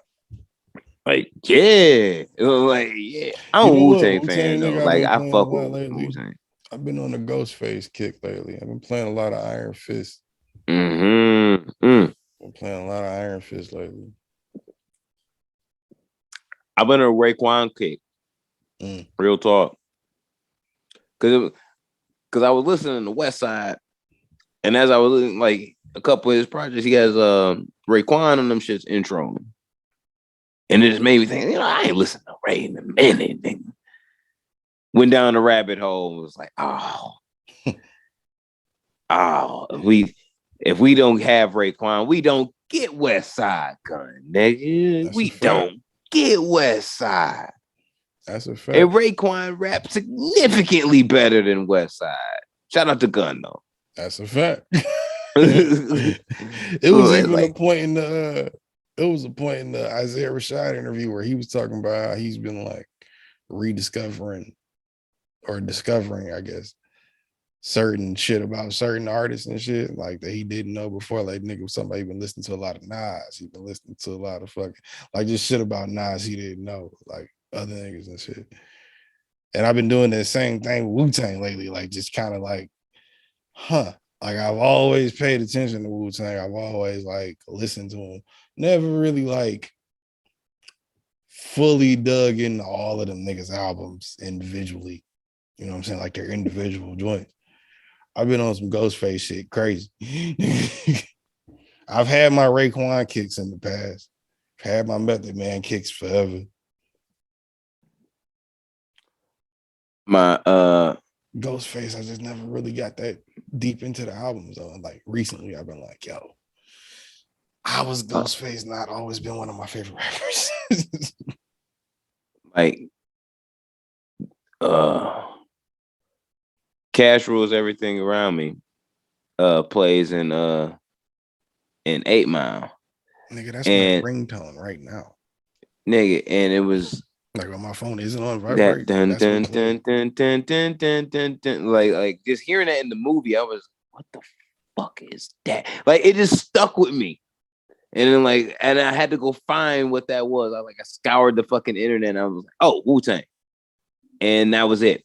Like I discovered 36 Chambers now, and that was fucking it. I already knew who Method and Red were, but I just didn't listen to Wu-Tang. I definitely knew who Method and Redman was first, but I don't know how I found out about Wu-Tang. It might have been through Method Man, because I used to really, really, really be into Method Man and Redman. Like from the albums to How High to the TV show, I was really into Method Man and Redman. Like I was one of them niggas, one of the few people apparently that was watching that Method Man and Redman sitcom on Fox every week. Yeah, Method Red. I was watching that shit every week, nigga. I mean, but that's what I'm saying. I knew who Method and When Red is that were. gonna hit a streaming service? How is that not on Hulu? Probably don't even want that shit out. Both of them niggas are smart enough to where if they don't own it, they probably like fuck that shit. If they don't own it, they ain't got no say over it. So why hasn't Fox put it out? They gotta know it's niggas nostalgic for that. I don't even remember if it was good or not. I want to see it. I gotta look that up on YouTube. A lot of them joints, you know, me and my wife discovered is like a lot of the joints that we used to love back in the day. The ones that aren't the Fresh Princes or, you know what I'm saying, the George Lopez, the lost classics. Yeah, the ones under that, like some of them just don't hit the same now. That's why I want to see it because I don't remember if it was any good even then. I don't remember if I liked it that much then, other than it being Method Man and Redman. Remember Moesha on the John? Yeah, my wife started. That's on I think it's on Hulu or some shit. But my wife tried to start watching that shit. Yeah, like started watching like the old episodes and just see, you know, she does that shit. She's nostalgic like that. And she was like, "Yo, them shits don't hit the same as they used to." I was like, "What you mean?" She was like, "Them episodes kind of suck. Like this show sucks for real." And I'm like, "Well, you know, it was UPN, son. Like." I was just about to say, you know, it's funny. Put you on the nigga news, you peeing at 11. I was just about to say, like, a lot of those shows were hit or miss. Like the Parker still hit. I was watching the Parkers. That shit just not hit months ago, bro. Yeah, I was watching the Parkers a few months ago. I still laugh at that shit. I haven't watched Girlfriends or anything like that in a while. But I haven't watched 101 in a while. Lynn's still cold to me, bro. Like she's still cold. She's still cold. I realized that's where my MO started. That's where it started. Like with Lynn, that's where it all started. And I was like, oh man, she cold. That's where it all started, my nigga. I think that's where my bougie hood rat thing came from. Tony. Mm-hmm.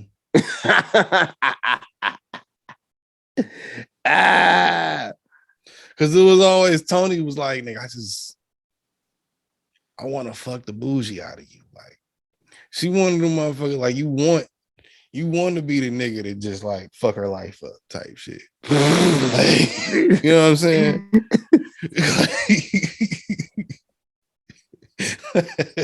For real. Say you want to be toxic, like just because of how she is. Like you just kind of want to fuck her life up, unintentionally but intentionally. Like you know what I mean? Oh, you know what I mean? Oh shit, Leah's still cold. Fuck, Living Single still hit though. Living Single still hit. That shit still hit. Martin still hit. Motherfucker trying to tell me now that Martin don't hit no more. Like, y'all fool. Certain episodes. It's certain episodes. Or no, I shouldn't say certain episodes. Certain seasons. There's supposed to be a reunion. There's a reunion coming to BET's streaming service, whatever the fuck it is, on sometime in June. I saw. Okay. On Twitter and shit, and I'm like, damn. Now I'm gonna have to get a free subscription, a free trial and shit to watch it. And that's it, because I don't want to watch all that Tyler Perry shit. I don't really fuck with it. I fuck with what Tyler Perry do. I just don't fuck with his content. I don't know. I ain't watched none of his shit. I heard a lot of his BET shit that's not, you know, the old shit that we know was like. I heard a lot of the newer shit is really good. I just haven't watched any of it. He you know what? I think he is definitely found a niche. No shit. I'm saying, like, I wasn't finished. In the fucking soap opera game, because them motherfuckers that watch them shits, and then like doing that. He doing actual drama shows. No, I know that. What I'm saying is like he delivering them shits though, like on a reg, and motherfuckers be eating that shit, bro.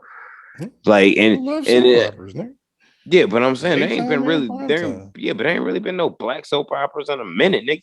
At least black owned. So like, he's been the that's what I'm saying. Shout out to him. I think even the ones that were happening back in the day, they weren't black owned. I think he's No, the nigga, only that's what I'm one that saying. does Yeah, that. So I'm like, so shout out to the nigga. that's why I be like, nigga, I be hearing niggas say that shit like, bro, BET ain't what it used to be, motherfucking. Every time you go in there and be some Tyler Perry shit, it's like, yeah, he's like the only dude fulfilling that thing that they need right now. Yeah, That's like that level that they would want. And he owns his own studio, nigga. He got all that property in fucking Georgia and shit that he bought. Made his own studio. Like that nigga ain't doing nothing but pumping out content. BET and he can do that shit like off his own dollar. That's a fact. BET would be looking like MTV right now if it wasn't for Tyler Perry.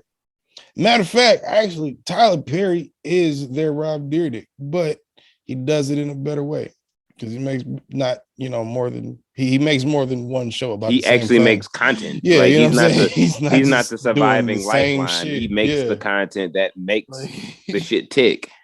You know what I mean? Like Rob Dyrdek and ridiculousness is the lifeline of MTV right now. And every now and again, when they play the they play the fucking reruns of Fantasy Factory and Robin Big, rest in peace to the guy Big. Nigga, no. When it's not that, it's mostly ridiculousness.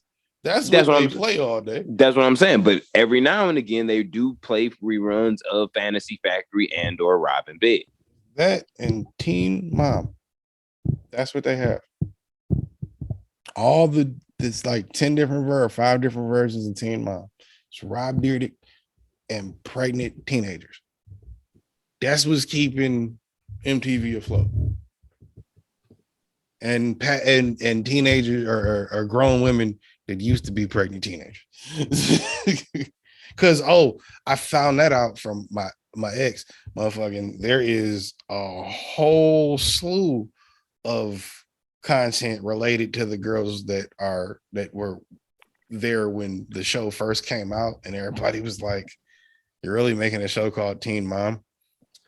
All of those chicks are like our age now, if not a little bit older, and the show is somehow still just as chaotic. Go figure. Who knew you give a fucking pregnant teenager a career for being a pregnant teenager and then they turn into a fucking adult child? Who knew? It's wild. I'm gonna say these. And this is my hot take. In 15 to 20 years, Viacom is going to either switch hands between either one way or another. Is going to switch hands between me and Nick Cannon at one point in time, both for different reasons, and it's going to be great. And once we leave it, it's going to fall the fuck apart like it's like no one's ever seen before, and it's going to be great. I think you're being generous with your timeline, but okay. No, I really think Nick Cannon will have it first, and he'll you know what I'm saying. No, I'm just saying 15 to 20 years is a stretch, and he'll lead it to success. See like 10. He'll lead it to success for a hot minute, and then when he's like, "Yo, I done," you know what I'm saying, I done this shit. You know what I mean? I want to hand off the reins so I can do some other shit because that nigga be on some busy shit. He'll hand it to Ortega. I just thought about that. No, nigga. That's never gonna happen. You have to pry it from Rob Dyrdek's cold dead hands. Because if anything happens to anybody at Viacom, guess who's running that next? He already got their main network in a stranglehold. Not their main network, but one of them. Is he Jewish? Dyrdek? No. Cause I know he about his money. Because I'm just like, wait. Is he one of them niggas that would just show up? His parents. I don't think he is. No. You know, they from Ohio, but you can't be from you can't be Jewish from Ohio, nigga. Yeah, I don't mean they're not Jewish. What does the name Jewish have to do anything? Fuck. No, because I'm saying like I know he about his money. but is he occasionally Jewish about his money? And this is not a slight, but is he gonna show up? Because he's dressed in just the DC shit. You know what I'm saying? Skater shoes. But do you want to see that nigga show up in the Armani suit? Because that nigga show up in the Armani suit in that bitch, it's a problem. It's a problem. I mean, I'm sure you already know it's a problem. He showed up in Viacom. They already know it's a problem. Yeah. That's how they lost MTV. You already know. That's how they lost that. Them niggas walk in like, yo. I saw a little mini documentary about that nigga on YouTube like last week. Nigga, it was that boy. He walked in there and was like, hey, can I have a show? And they were like, yeah, you Rob Dyrdek. Hell yeah, take it. Go ahead. You have your own show. See what happens. Go ahead.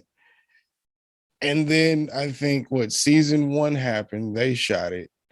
Season 2, they were like, well, we don't know what you're going to do, but if you want to keep the show and you do it, cool. He found a way to start producing his own show and turned that into this. And now he is 90% of the content you see on MTV. Yeah. Has nothing to do with music, which is music television. Nothing to do with music whatsoever. But yeah, like he's that person that if you teach him how to do something, he can just do it. Like I guess his skateboard career, they were talking about, I guess, because his skateboard career was like he either didn't want to do it no more, or he just was trying to take a break or some shit. But either way, it was he was out of the mode of competing. That was like that was just done with that type of shit because he there is a point. Yeah, there is a point where it's like, yo, you did something for the fun of it. You made a lot of money. You kind of famous to a certain world. In real shit, you just want to have fun right now because you didn't.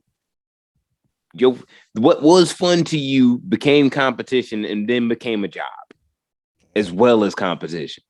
Oh, maybe you just want to sit on some of the cash and like have some fun.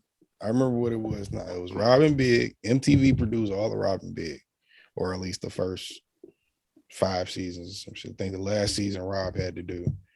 And they did Fantasy Factory. I think they gave him an advance for that.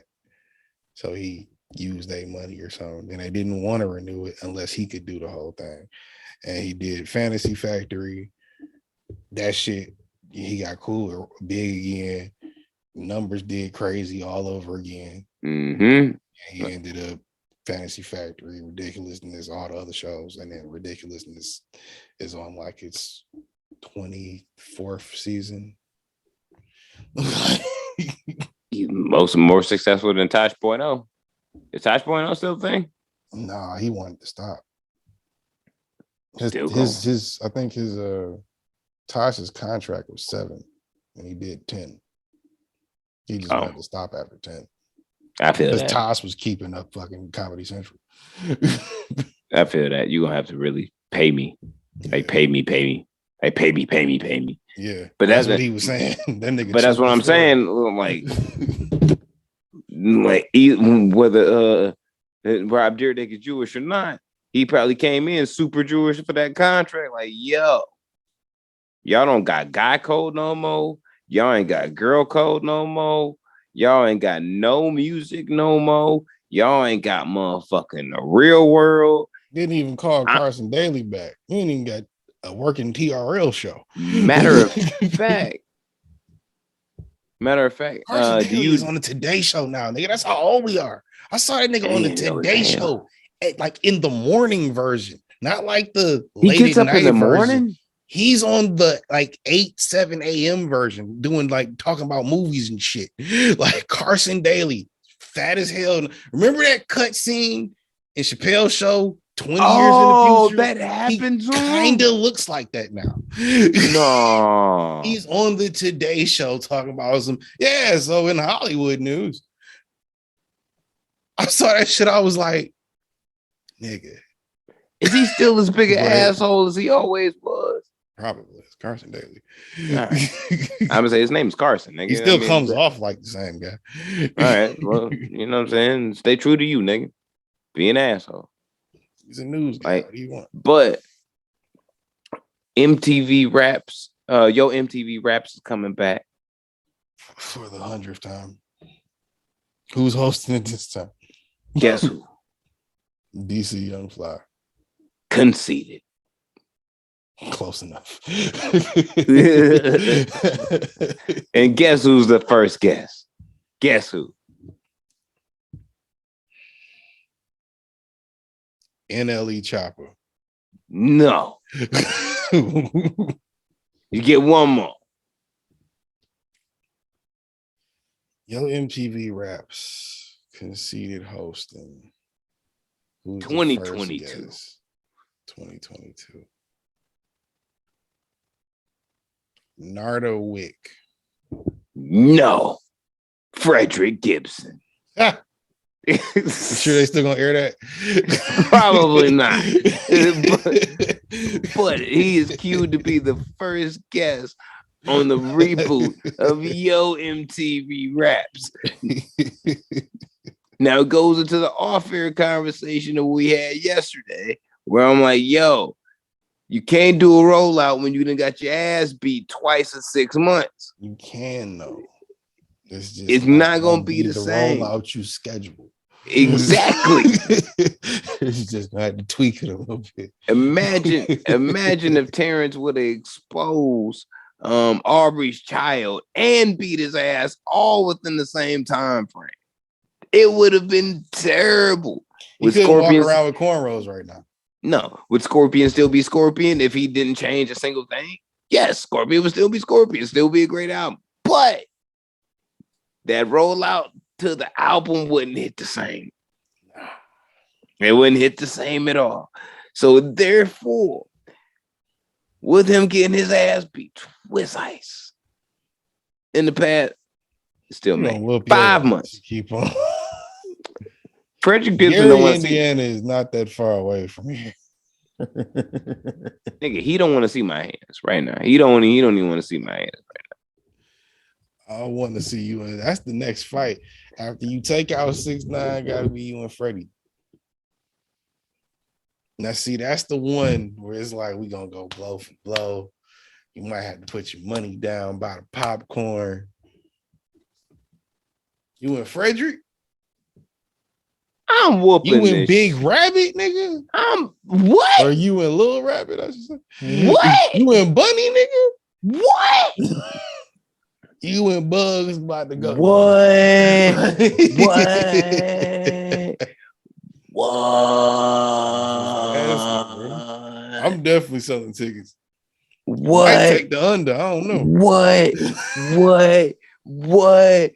What? Yo, Ghost of Muhammad Ali. Then what? Oh my, what? Hey, yo, saying, bro. Yo, that nigga don't want to see my hands. That nigga do not want to see my hands. He don't. He does not. He does not want. No. What you gonna do? No, he don't even want. Nah. What you gonna do? He don't even want. He can't even beat Jim Jones. I don't think you could beat Jim Jones.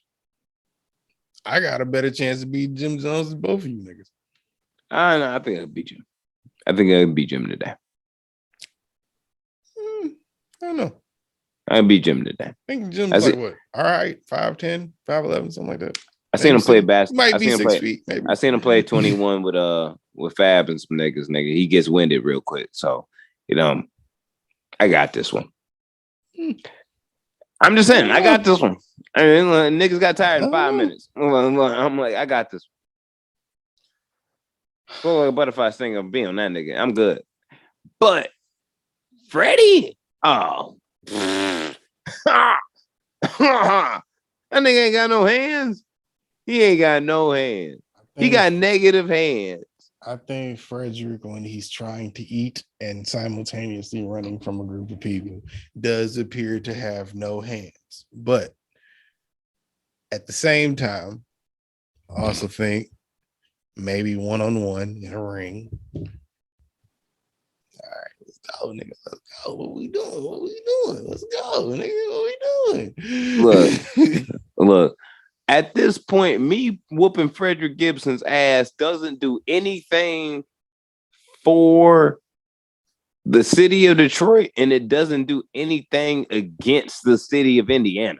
I don't think Detroit gives a flying flim fuck about Freddie Gibbs. Exactly. And at this point, I think Gary, Indiana realized that they mans ain't got no hands. So it's kind of like, shit, the nigga representatives ain't got no hands. Like, if he get his ass whooped, he get his ass whooped now. So they know he gonna get his ass whooped. Yeah. Like, come on, bro. The fight, if we gonna try to even make this thing even and shit, I'm not even a part of the card. Big Sean and Freddie Gibbs is the fight we all want to see, nigga. Like, that's the fight we want to see. No. It's a triple threat match. You're still in the fight, nigga. At best, it's a fatal 4-way with 6ix9ine. Penitentiary rules in effect, nigga. That's the warm up. That's the warm up. That's the warm up. That's Mike telling you in the corner. All right, we're gonna make this here 15 seconds or less, okay? You gotta keep them hands on, get your neck blocked off. You know what I'm saying? Keep them hands up. Nigga, so you good? Gonna be standing in the corner like, I'm about to sneak one of these stupid niggas.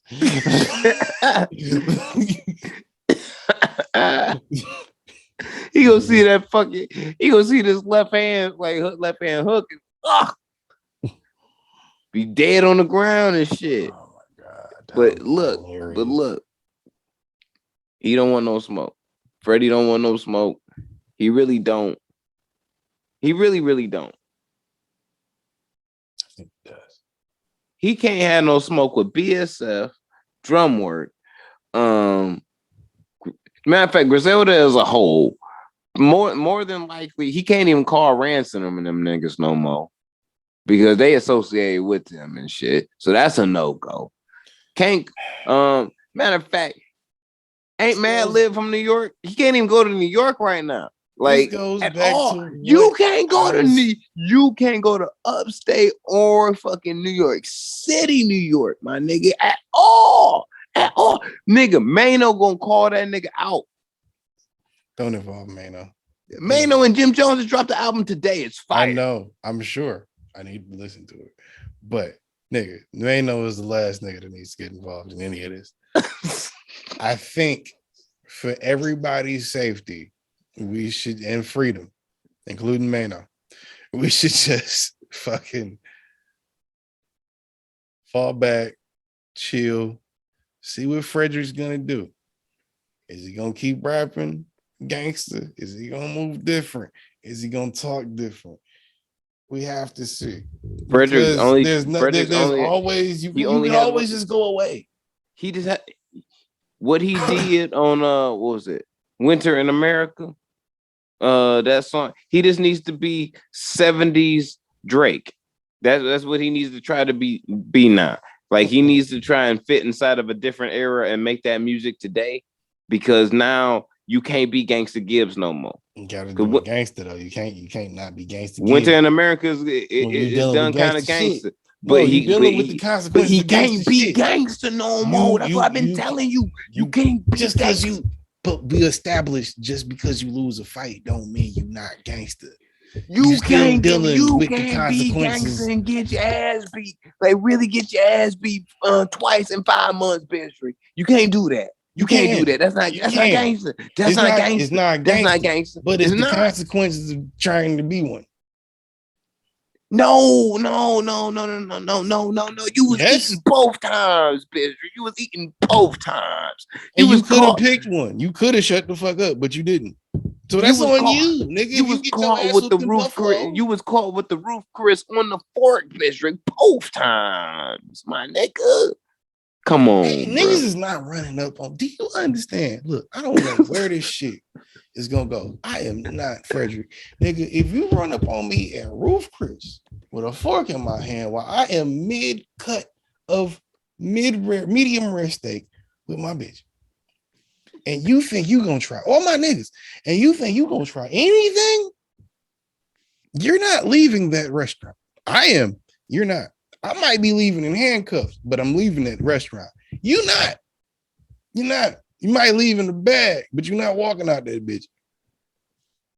Do not try to attack me while I am sleeping, eating, or fucking. Because if for any reason I was getting attacked while doing any of those things, my reaction would be as feral as this Winnie the Pooh is going to be in this new movie. All homeless like, I'm Manolo very well. I holds it down. Like, I'm Manolo very well. Don't run up on me at all. First off, I'm going to see you coming. And more than likely, by the time I decide to do something drastic, no one else at the table is going to know that I'm going to do it before it happens. So it's going to be a surprise to everybody. It's going to be too late. It's going to be a surprise to everybody in the restaurant, except you, because you knew what you thought you was going to do. But it wasn't going to happen that way because Jalisco. So, yeah, like, I'm just going to put it like that. So, salud. You know what I mean? Freddie going to introduce or probably start his rollout with the Yo MTV Rap Genre, which I think is going to get canceled immediately. But yeah, it's not necessary. Does. It's not necessary now. It's not necessary now. And they still try to bring it back every 10 years, and it doesn't work. Or every 5 years, and it doesn't work. You know who's getting to bring more that shit back 6 times since we've been alive. You know who's getting more famous for MTV, Yo MTV Raps as the more they keep trying to do it? Fab Five Freddy. Like he's getting more and more famous every time they attempt to bring this shit back. Because all it does is make niggas think about when it was good, which was when he was hosting it. It's like, damn, nigga, you remember back in the day, Fab Five Freddy and shit? Like, yeah, nigga, like I do remember that shit. You remember Stretching Papito? And like, oh man, I do remember that shit. Remember that Nas freestyle? That shit was fire. And then then it goes on a whole fucking rabbit hole, bro. We watched as hell. Look, I done already explained. My phone case is a cassette tape. It's a cassette. Look at it. It's a cassette. We watched. I'm sorry. That's a fact. It's a fact. We just happen to be washed. We can get in the dryer at any time and air your ass out, but we are washed. There's some washed university t-shirts or like a sweater I saw on Instagram. I couldn't I forgot to fucking send you the fucking link. Like, yo, I need one of these shits. Definitely should have sent me that link. Yeah, like there was one like it was like a dope ass color too. That like went right with the motherfucking the butters. Like went right with them shits. But you know what I mean? I don't care. I don't care because you know what? I'm not an idiot. And I don't live in the metaverse. Usually helps a little bit. And I don't live in the metaverse. I do not. I refuse to want to live in the metaverse. Nigga said the metaverse. Yeah, nigga, they trying to take all y'all souls all the way to the metaverse. Ain't nobody dealing with that shit. That shit ain't never gonna be Ready Player One. Ain't nobody fucking with that shit. What happens when they put a concert Bizrick inside the metaverse doing a fly concert? Huh? Well, depending on how much I was paid in the real universe, I'd probably be okay with it. But you can get paid in $10 million in the metaverse, though. That way you can Which currency is more dominant, the dollar or the metaverse currency? At what point in the future are we talking about? Which currency is more dominant? Because that's the one I'm taking. Depends on whether the metaverse currency is Dogecoin or Bitcoin, nigga. I don't know. If you have to pick, it'll probably be Bitcoin. But yeah, I'll take Bitcoin payment. I'll take Bitcoin payment now, nigga. You know, for performances. Motherfuckers lost their mind. There's no like for like a hot 2 minutes and shit when that shit like shot up for a minute. I got a fucking Doge notification today, and I've been looking at my Doge for months, and I'm like, this shit dead, bro. Like what you got out of it is what you got out of it. Unless, and I'm not saying it's not like the enthusiasm not there. Like I still think it's niggas still believe in it. It could spike. That's why I still got some money in it, just in case. But I looked at that shit and something it said down again. It's been down like fucking 3 weeks in a row or 2 weeks in a row. I'm like, this shit dead, bro. I'm gonna leave it there just in case. This shit I'm leaving mine there. The only reason I'm leaving mine there is because realistically, my Dogecoin money is FanDuel and Caesar's Palace earnings. So it's kind of like I never really had the money. Like it's like I just put it like the money earned someplace else. Right. And it's like, all right, if it does something, it does something. And if not, it's just another gamble I lost. Like, and that's how you gotta look at that crypto shit. It's just a fucking gamble. Outside of like the only one I say you can trust, you can put $1,000 in and probably lose 500 of it one day and get 5,000 maybe a week later, nigga, is Bitcoin. That's the only one I'd say. I do have an ingenious idea about gambling, though. I'm not gonna say it on air.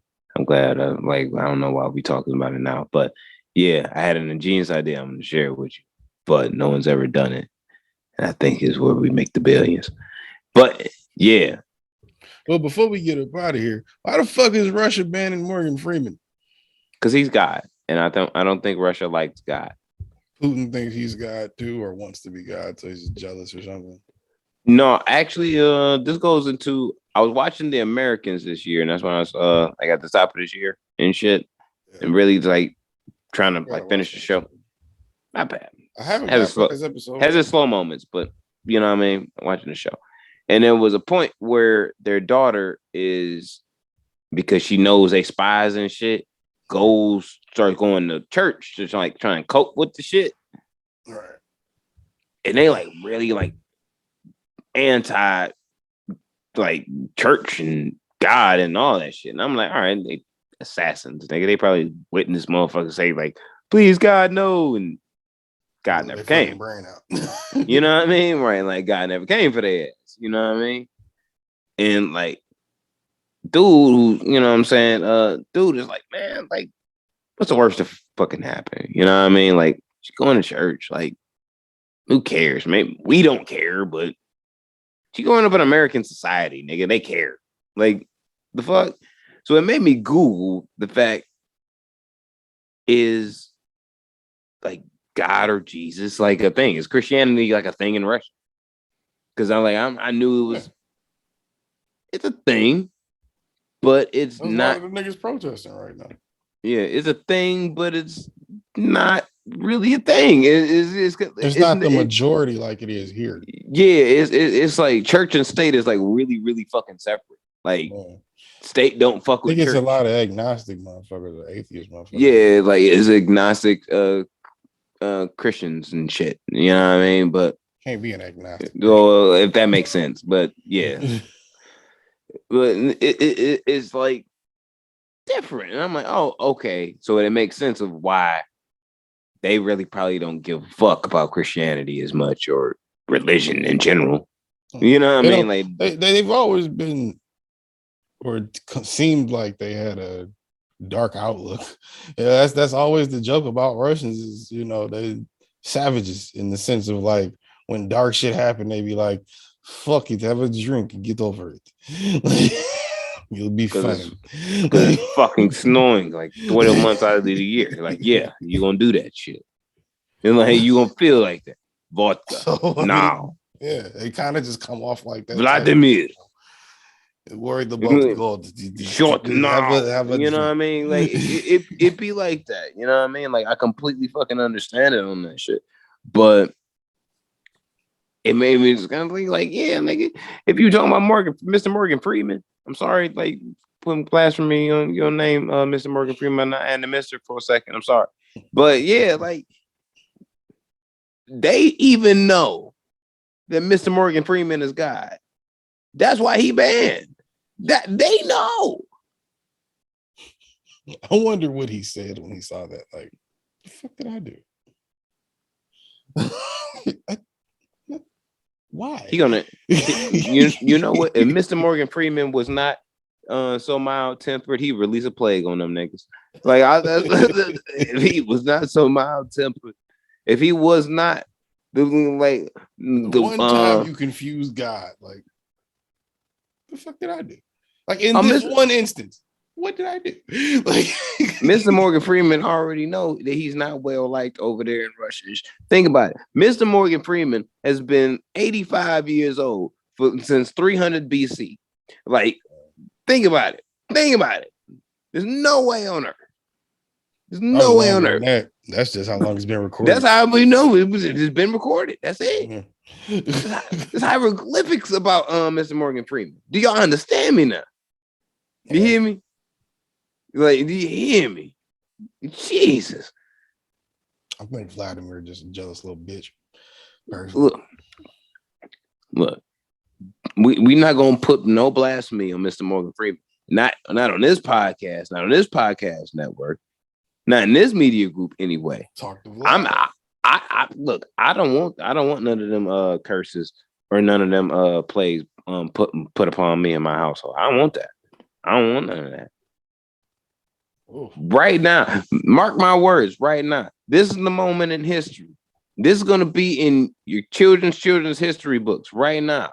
When I say the reason that Vladimir loses all wars,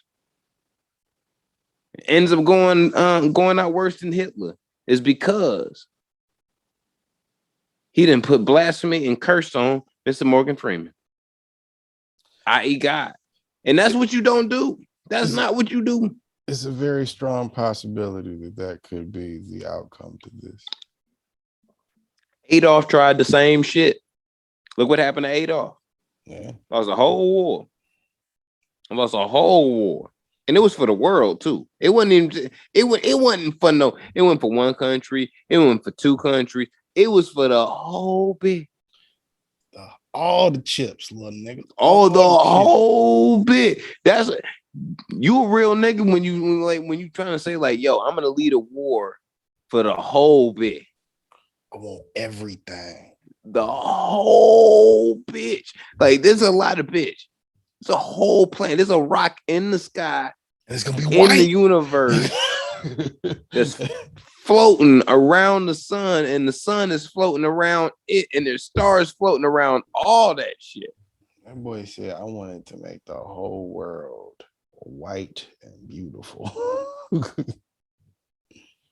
All right, son. No, even if that ain't your plan, think about it. Your plan is, I'm going to take over this, like from what we know to be the only inhabited rock in the entire fucking universe. I mean, you're not the first guy to have that idea. That's not the craziest thing. The crazy thing is, but to get as close to he got to be able to lead the war to do it. Like, we was at war got closer. See, that's where you lose me though, because it's like Genghis Khan got closer. You want to talk about actually executing the plan? Hitler got rookie numbers. You conquered the known world. Like the known. At the time, that's all you had, and it's like, but the thing is that the cats that aren't a part of the known world is like they unaware of the shit that you doing over there. It's kind of like, all right. If the boy could have made it further, he would have conquered that. But he didn't know. That was only because of time. And this is not Hitler caping, but the fact that he hope not. Is not at all. But the fact that he did and was known to be and was leading this war that was for all the fucking marbles on the bed, it does make a difference. Niggas, you had to fight Genghis Khan and didn't know. Lost, who would have been that guy? And unfortunately, you know what I mean? The world knew it would have been the whole bit. Genghis just got further. Whole bit. Only difference was You didn't know the enemy was coming all the time. Sometimes you knew, sometimes you didn't know. Sometimes Genghis Khan just popped up on your village and you was like, it's over. Gotta fight, but it's probably gonna end with me dead and my bitch leaving with them. You know what? That's how that worked. One of sometimes these days, you knew he was coming, sometimes you didn't know he was coming, but he came. He came through. One of these days, and I don't know, wives. Do we have any Asian Twitch listeners? Do we have any of them? Ask the question. I don't know. You know what? Shout out to y'all. If there are any of you and y'all have a great idea for a raw ass motherfucking Dark Knight version of a Genghis Khan movie, and you can really do it, let's get that money together. We can do that shit. I want to see that shit. That's the reason why I think Hollywood never really did it. Because it would be nasty and grimy as can't make that movie. You had to make that like for it to have the release to be what it should be movie-wise. Fuck it, we going for Oscars on this one. That's what I'm saying. For it to do all of that, it would need a bunch of money and a bunch of support that it's not gonna get. Look, man, we just gotta all stick together. You would need somebody, you would need like a one person backer that had the bread to be like, yo, I want to make this movie. It wouldn't be like what's Elon to doing? The studio. That's the first thing I thought of too. But he's from Africa. I don't think he'd be cool with that shit. Jeff. He worried about space. Look, nigga. We catch him on the right day where the stock market doesn't move, and he already got the movie department covered. The nigga got Oscars and shit. He ain't rushing to do that. He's not a nigga. He's not gonna jump on that. Look, man. All I'm saying is, if we asked him for $80 million on a Tuesday, he might not say no. And that little eye gonna twitch, and he gonna be like, "No." Did he racist? You don't see the vision. He's not racist. He's just a capitalist. Because first off, we walking in there, we the only ones gonna speak English. I'm gonna have like 12 monks from like all types of different countries and shit in Asia that have like the history. They have the history and scrolls. They have the history and scrolls of Genghis Khan and real fucking like, yo, nigga, we trying to do some shit up in here, Jeff. You can't come to him like that. You gotta come to Jeff like a regular billionaire. You can't come to him trying to explain shit and prove shit. No, I'm not talking about you gotta. I feel like doing what you talking about is being too flashy with it. You gotta be like, hey Jeff, let's get a cup of coffee. I want to talk to you. Got something I want you to read. Talk to him, let him skim through it. And then while his eye twitches, while he reads and he looks up at you and it twitches some more. You go, so what you think? And he goes, while his eye twitches more, he goes, I think it's a great idea. And then you tell him the price tag. And then he's going to look like he's going to have a stroke because his eye going to keep twitching. But he's not. He's going to pull out his checkbook or his phone, transfer you the money. He does not care about money, bro. That's what I'm saying. He's gonna respect the fact that you was like, nigga, let's go get some. $470 million mega yacht. He has the boat that I want. He don't care. He does not care. You know how I know he doesn't care? Because he bought the boat that I want. When you buy the boat that I want, nigga, you don't care no more. He bought the boat you wanted and had some shit added onto it. Nigga, he is not a fuck. That's only one of the yachts that he owns. Nigga, it is the Titanic. He don't give a fuck. He has Niggas is still mad at him in Sweden for having to take down that bridge just to move his boat through. He has he has a crew living on the boat at all times because all times. Like they live there. They don't even know if this nigga gonna show up that day to be like, they yo, just we get taking paid it to out. Take care of the boat. That's it, bro. Some of the maids is getting blasted down in that bitch like right now. Jeff ain't going nowhere. They know he ain't coming through, and they was like, shit, niggas. It's 4:10 in the morning. Retired. He might be on that bitch right now.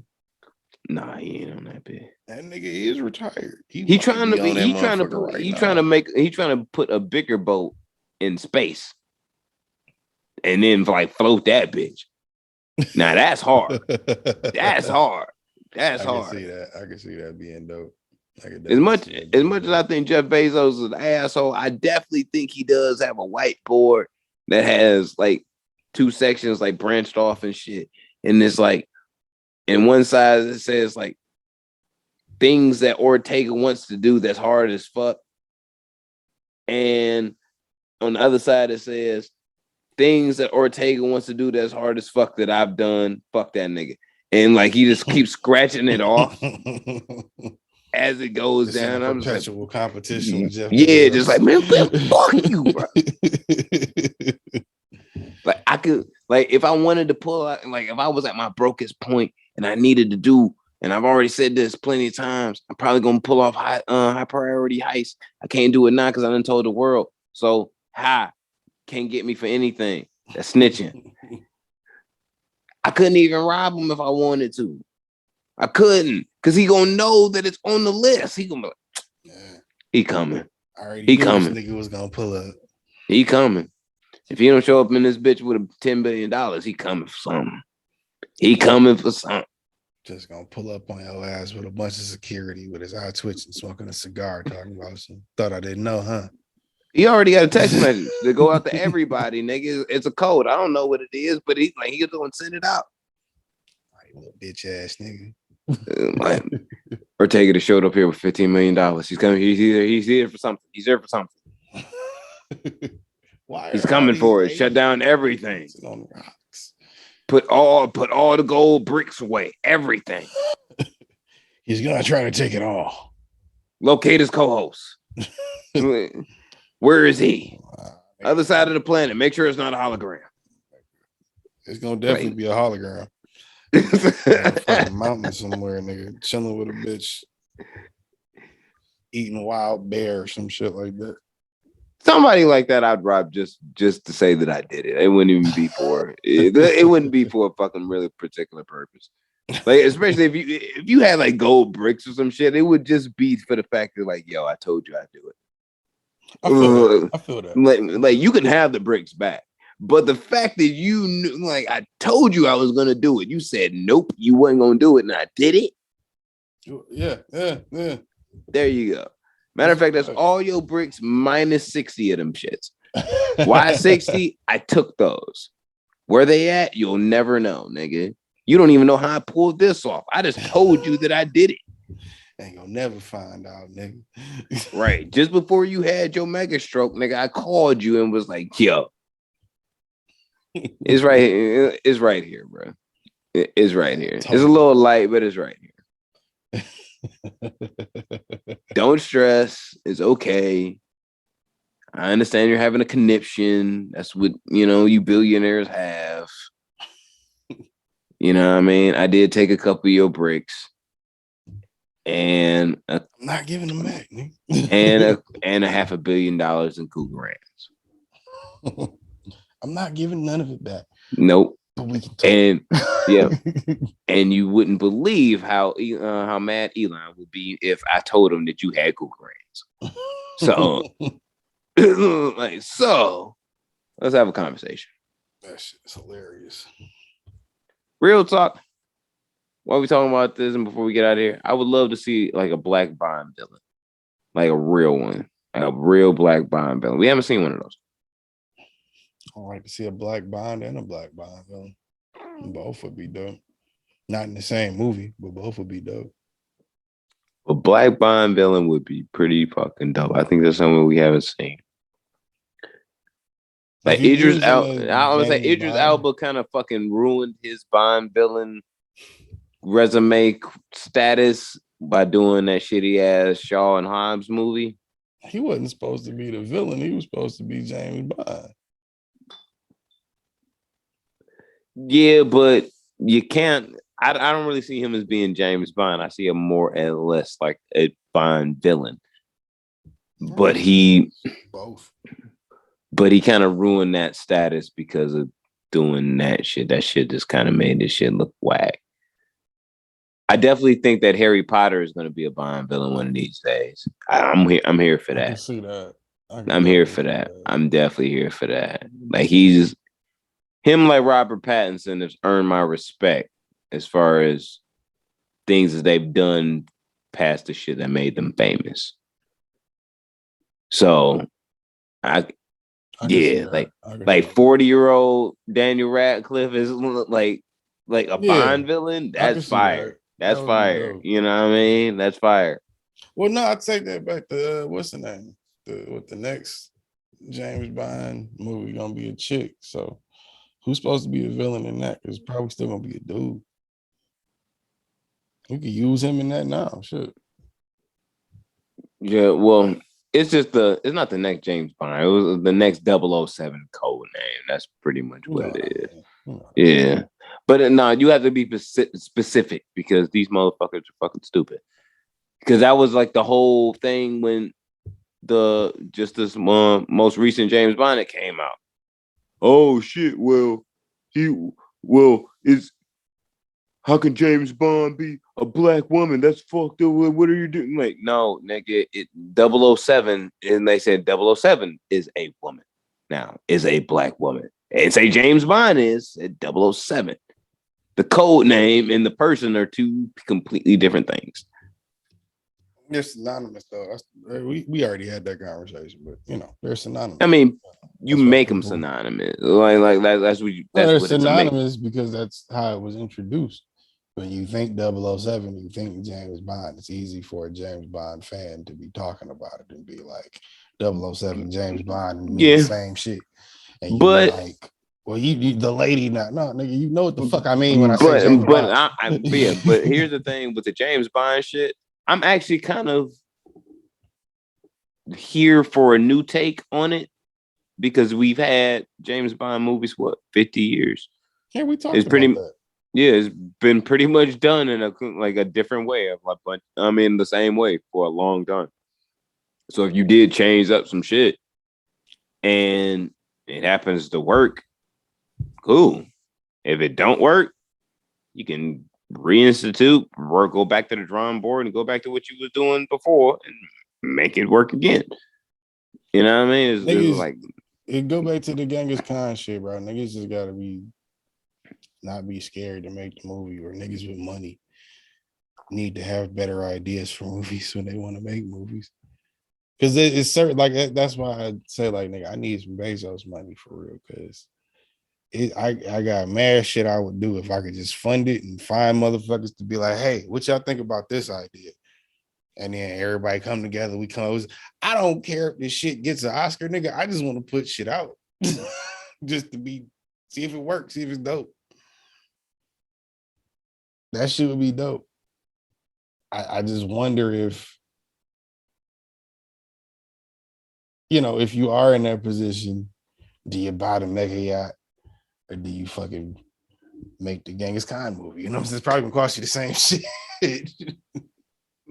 This may just be the American capitalist in me, but seeing as we were talking, as you were saying, what you were saying, like just as you were ending, there was a cruise ship commercial on, and now I'm thinking to myself, like, you know what?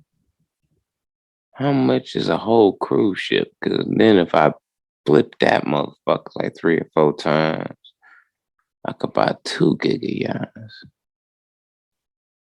I don't think that's how cruise ships work, but yeah. Nigga, you know how much money fucking cruise ships make? Yeah, but I'm not starting a cruise liner. I feel like there are easier ways. Yeah, to start. There are easier ways to start than buy a cruise ship.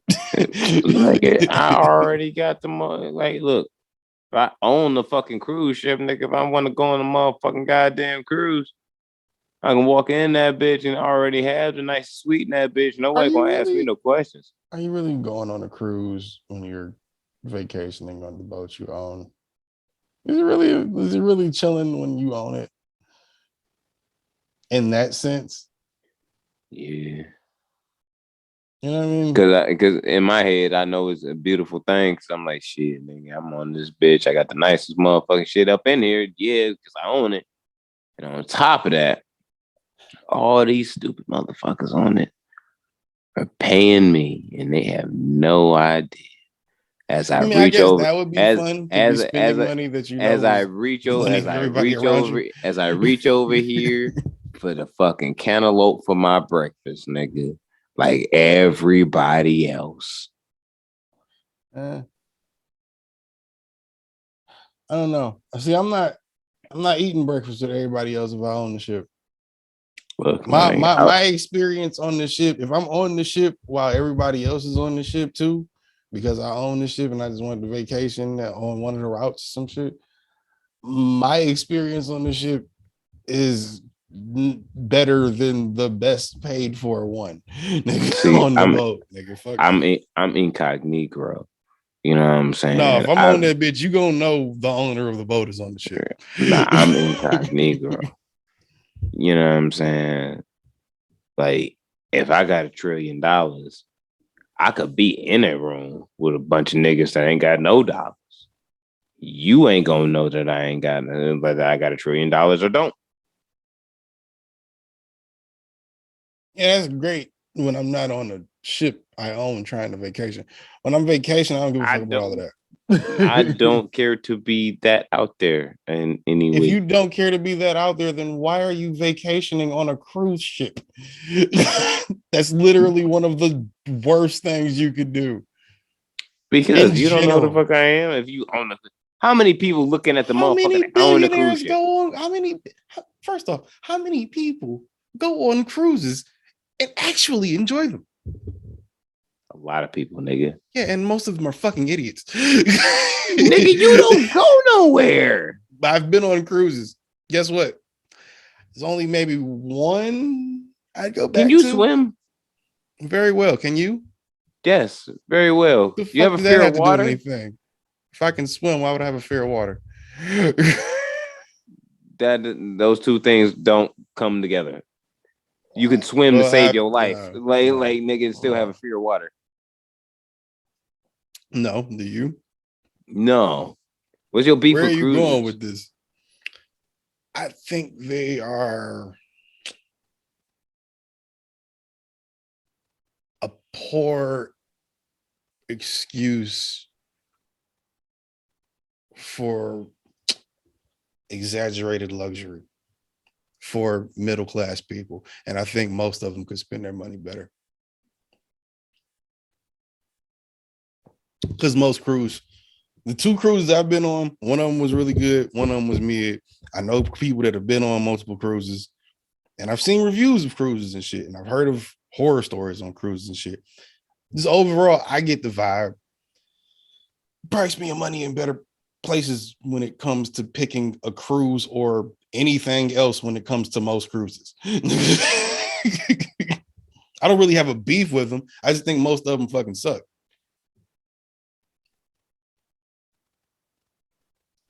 I would go if I was invited or something, but I wouldn't like shell out 5 racks or some shit to do it. Like to go on like a 2-week cruise. Fuck you. No. You are. just my you are. I went scuba diving on the cruise. Like one cruise I had like fun, nigga.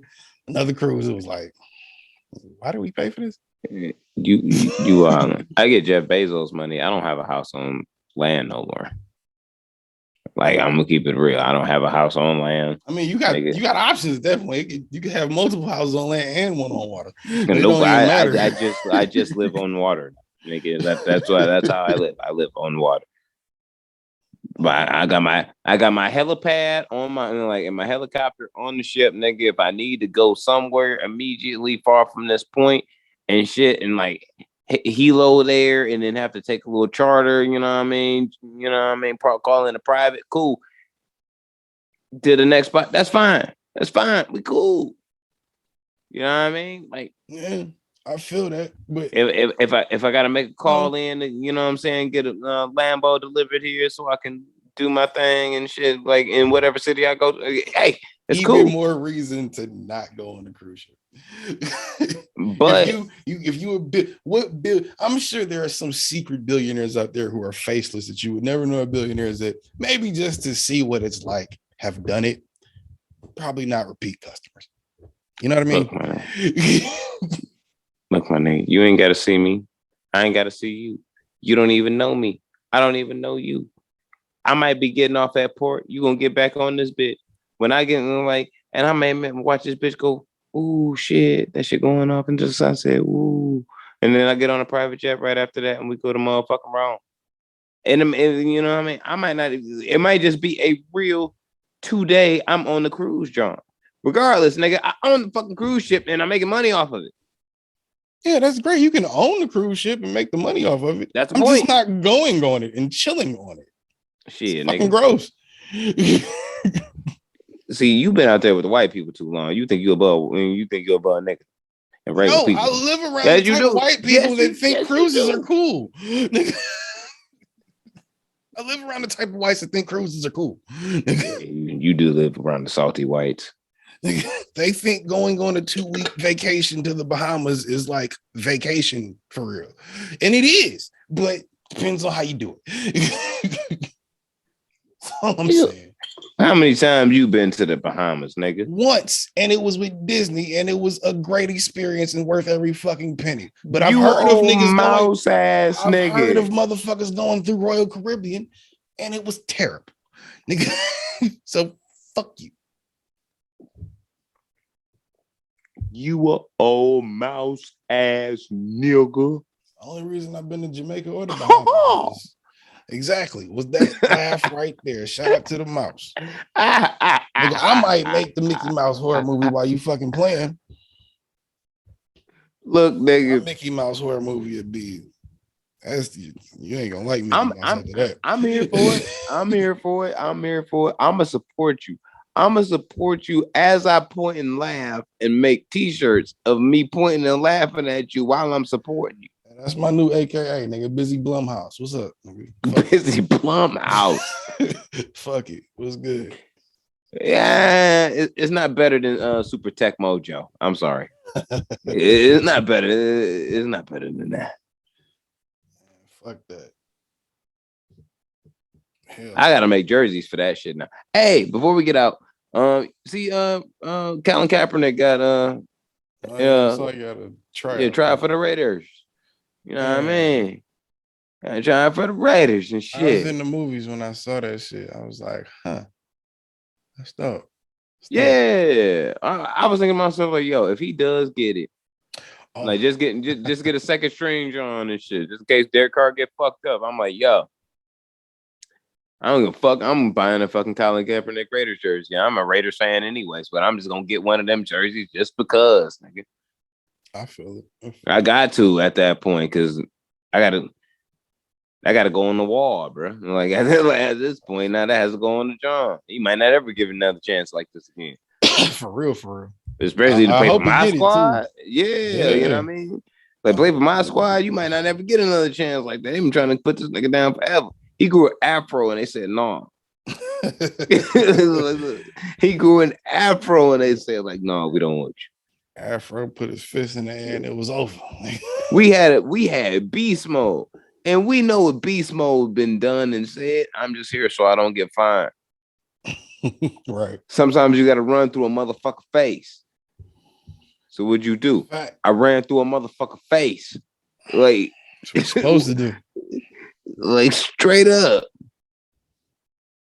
This nigga said bullshit on first take, and Max Kellerman said, yo, man, come on. It's a family show. And he was like, nigga, I'm a family man.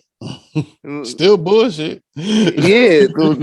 At 10 in the morning, live. He didn't care. That's beast mode. Like,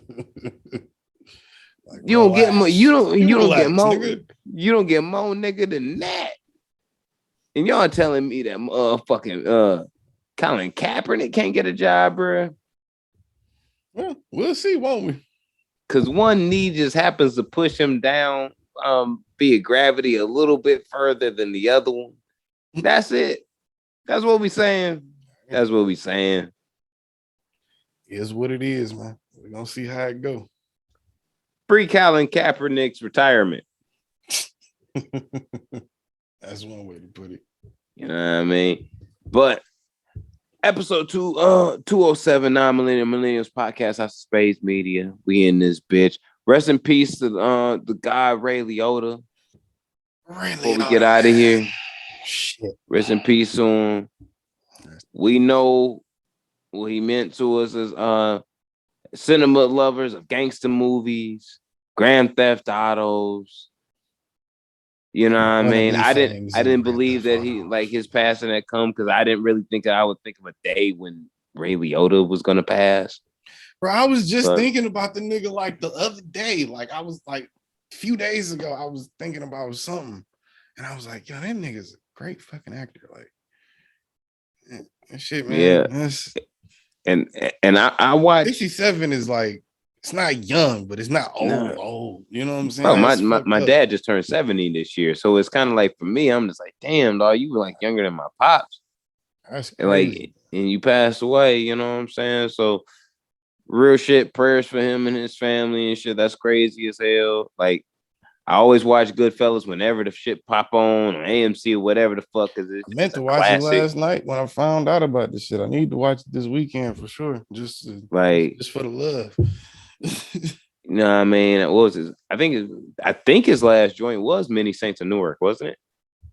The Sopranos. I'm sure he got something else coming out that he worked on. I would hope so. Like he did his thing in the Many Saints of Newark. Because he was on a TV show my mom watched. This weekly shit on NBC. He was on. Yeah. That shit got canceled though.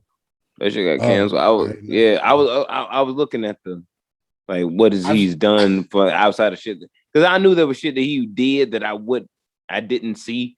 Yeah. Like honest to God, if it wasn't for the fact that I love Jennifer Love, he would at one point in time I would have never seen Heartbreakers and knew he was in Heartbreakers. Her sexy ass.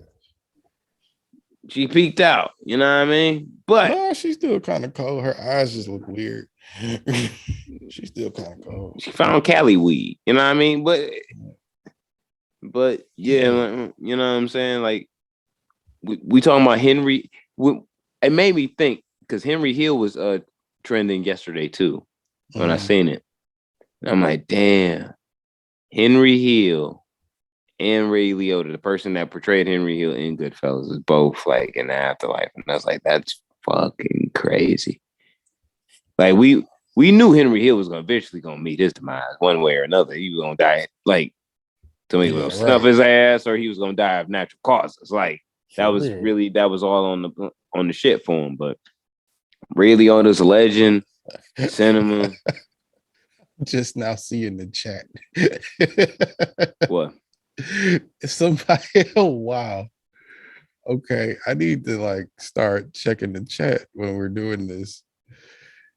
Nigga said, "Sup, Kings." Shout out to you. Ethernet said, "Hey, is that Busy Boner?" Halle Berry 007 villain Jessica Alba. I gotta do the pop out for my Twitch stream next week. So Halle Berry 007 villain Jessica Alba. Nah, cause like you know what? I could see a Halle Berry 007, but I couldn't see Jessica Alba only because her acting is too shitty. I don't think we really want to put that on screen no more. Like it's really bad. Like I haven't seen that show with that LA shit. I didn't see no. I don't know you know what? No, we just go watch one episode of Dark Angel. Just one. You can just whenever you can find it, just go pick one random one. Just watch the 1 hour worth of an episode. You will see why that shit should never happen. She's good at making diapers and baby formulas and shit that you know what I'm saying is good for kids. And so you know what I'm saying our kids don't have rashes and shit breaking out for them and like organic shit like that. Like she a good businesswoman for real. Her acting game is that shit trash. Like let's be real. Let's be real. Just saying. I used to like her as an actor. I don't know. Maybe it was the fact because we knew she was cold. Because we knew she was cold. Maybe it was the fact she was fine. That was She still cold. She still cold. She got an extra sexiness to her now that she a mom, nigga. That shit sexy as fuck to me. So it's like, all right, yeah, she got extra juice to her. And I'm just like, I just don't want to see you acting, baby. I just don't want to see that. It's cool. I just don't want to see that. It's cool, you know what I mean? Like you ain't even got no stretch marks, so it's all right. I want to, some stretch marks is cool though. Like I'm cool with stretch marks, right? But it's like you ain't even got them. You ain't acting that great. It's like what I do with you? It's like I don't vote.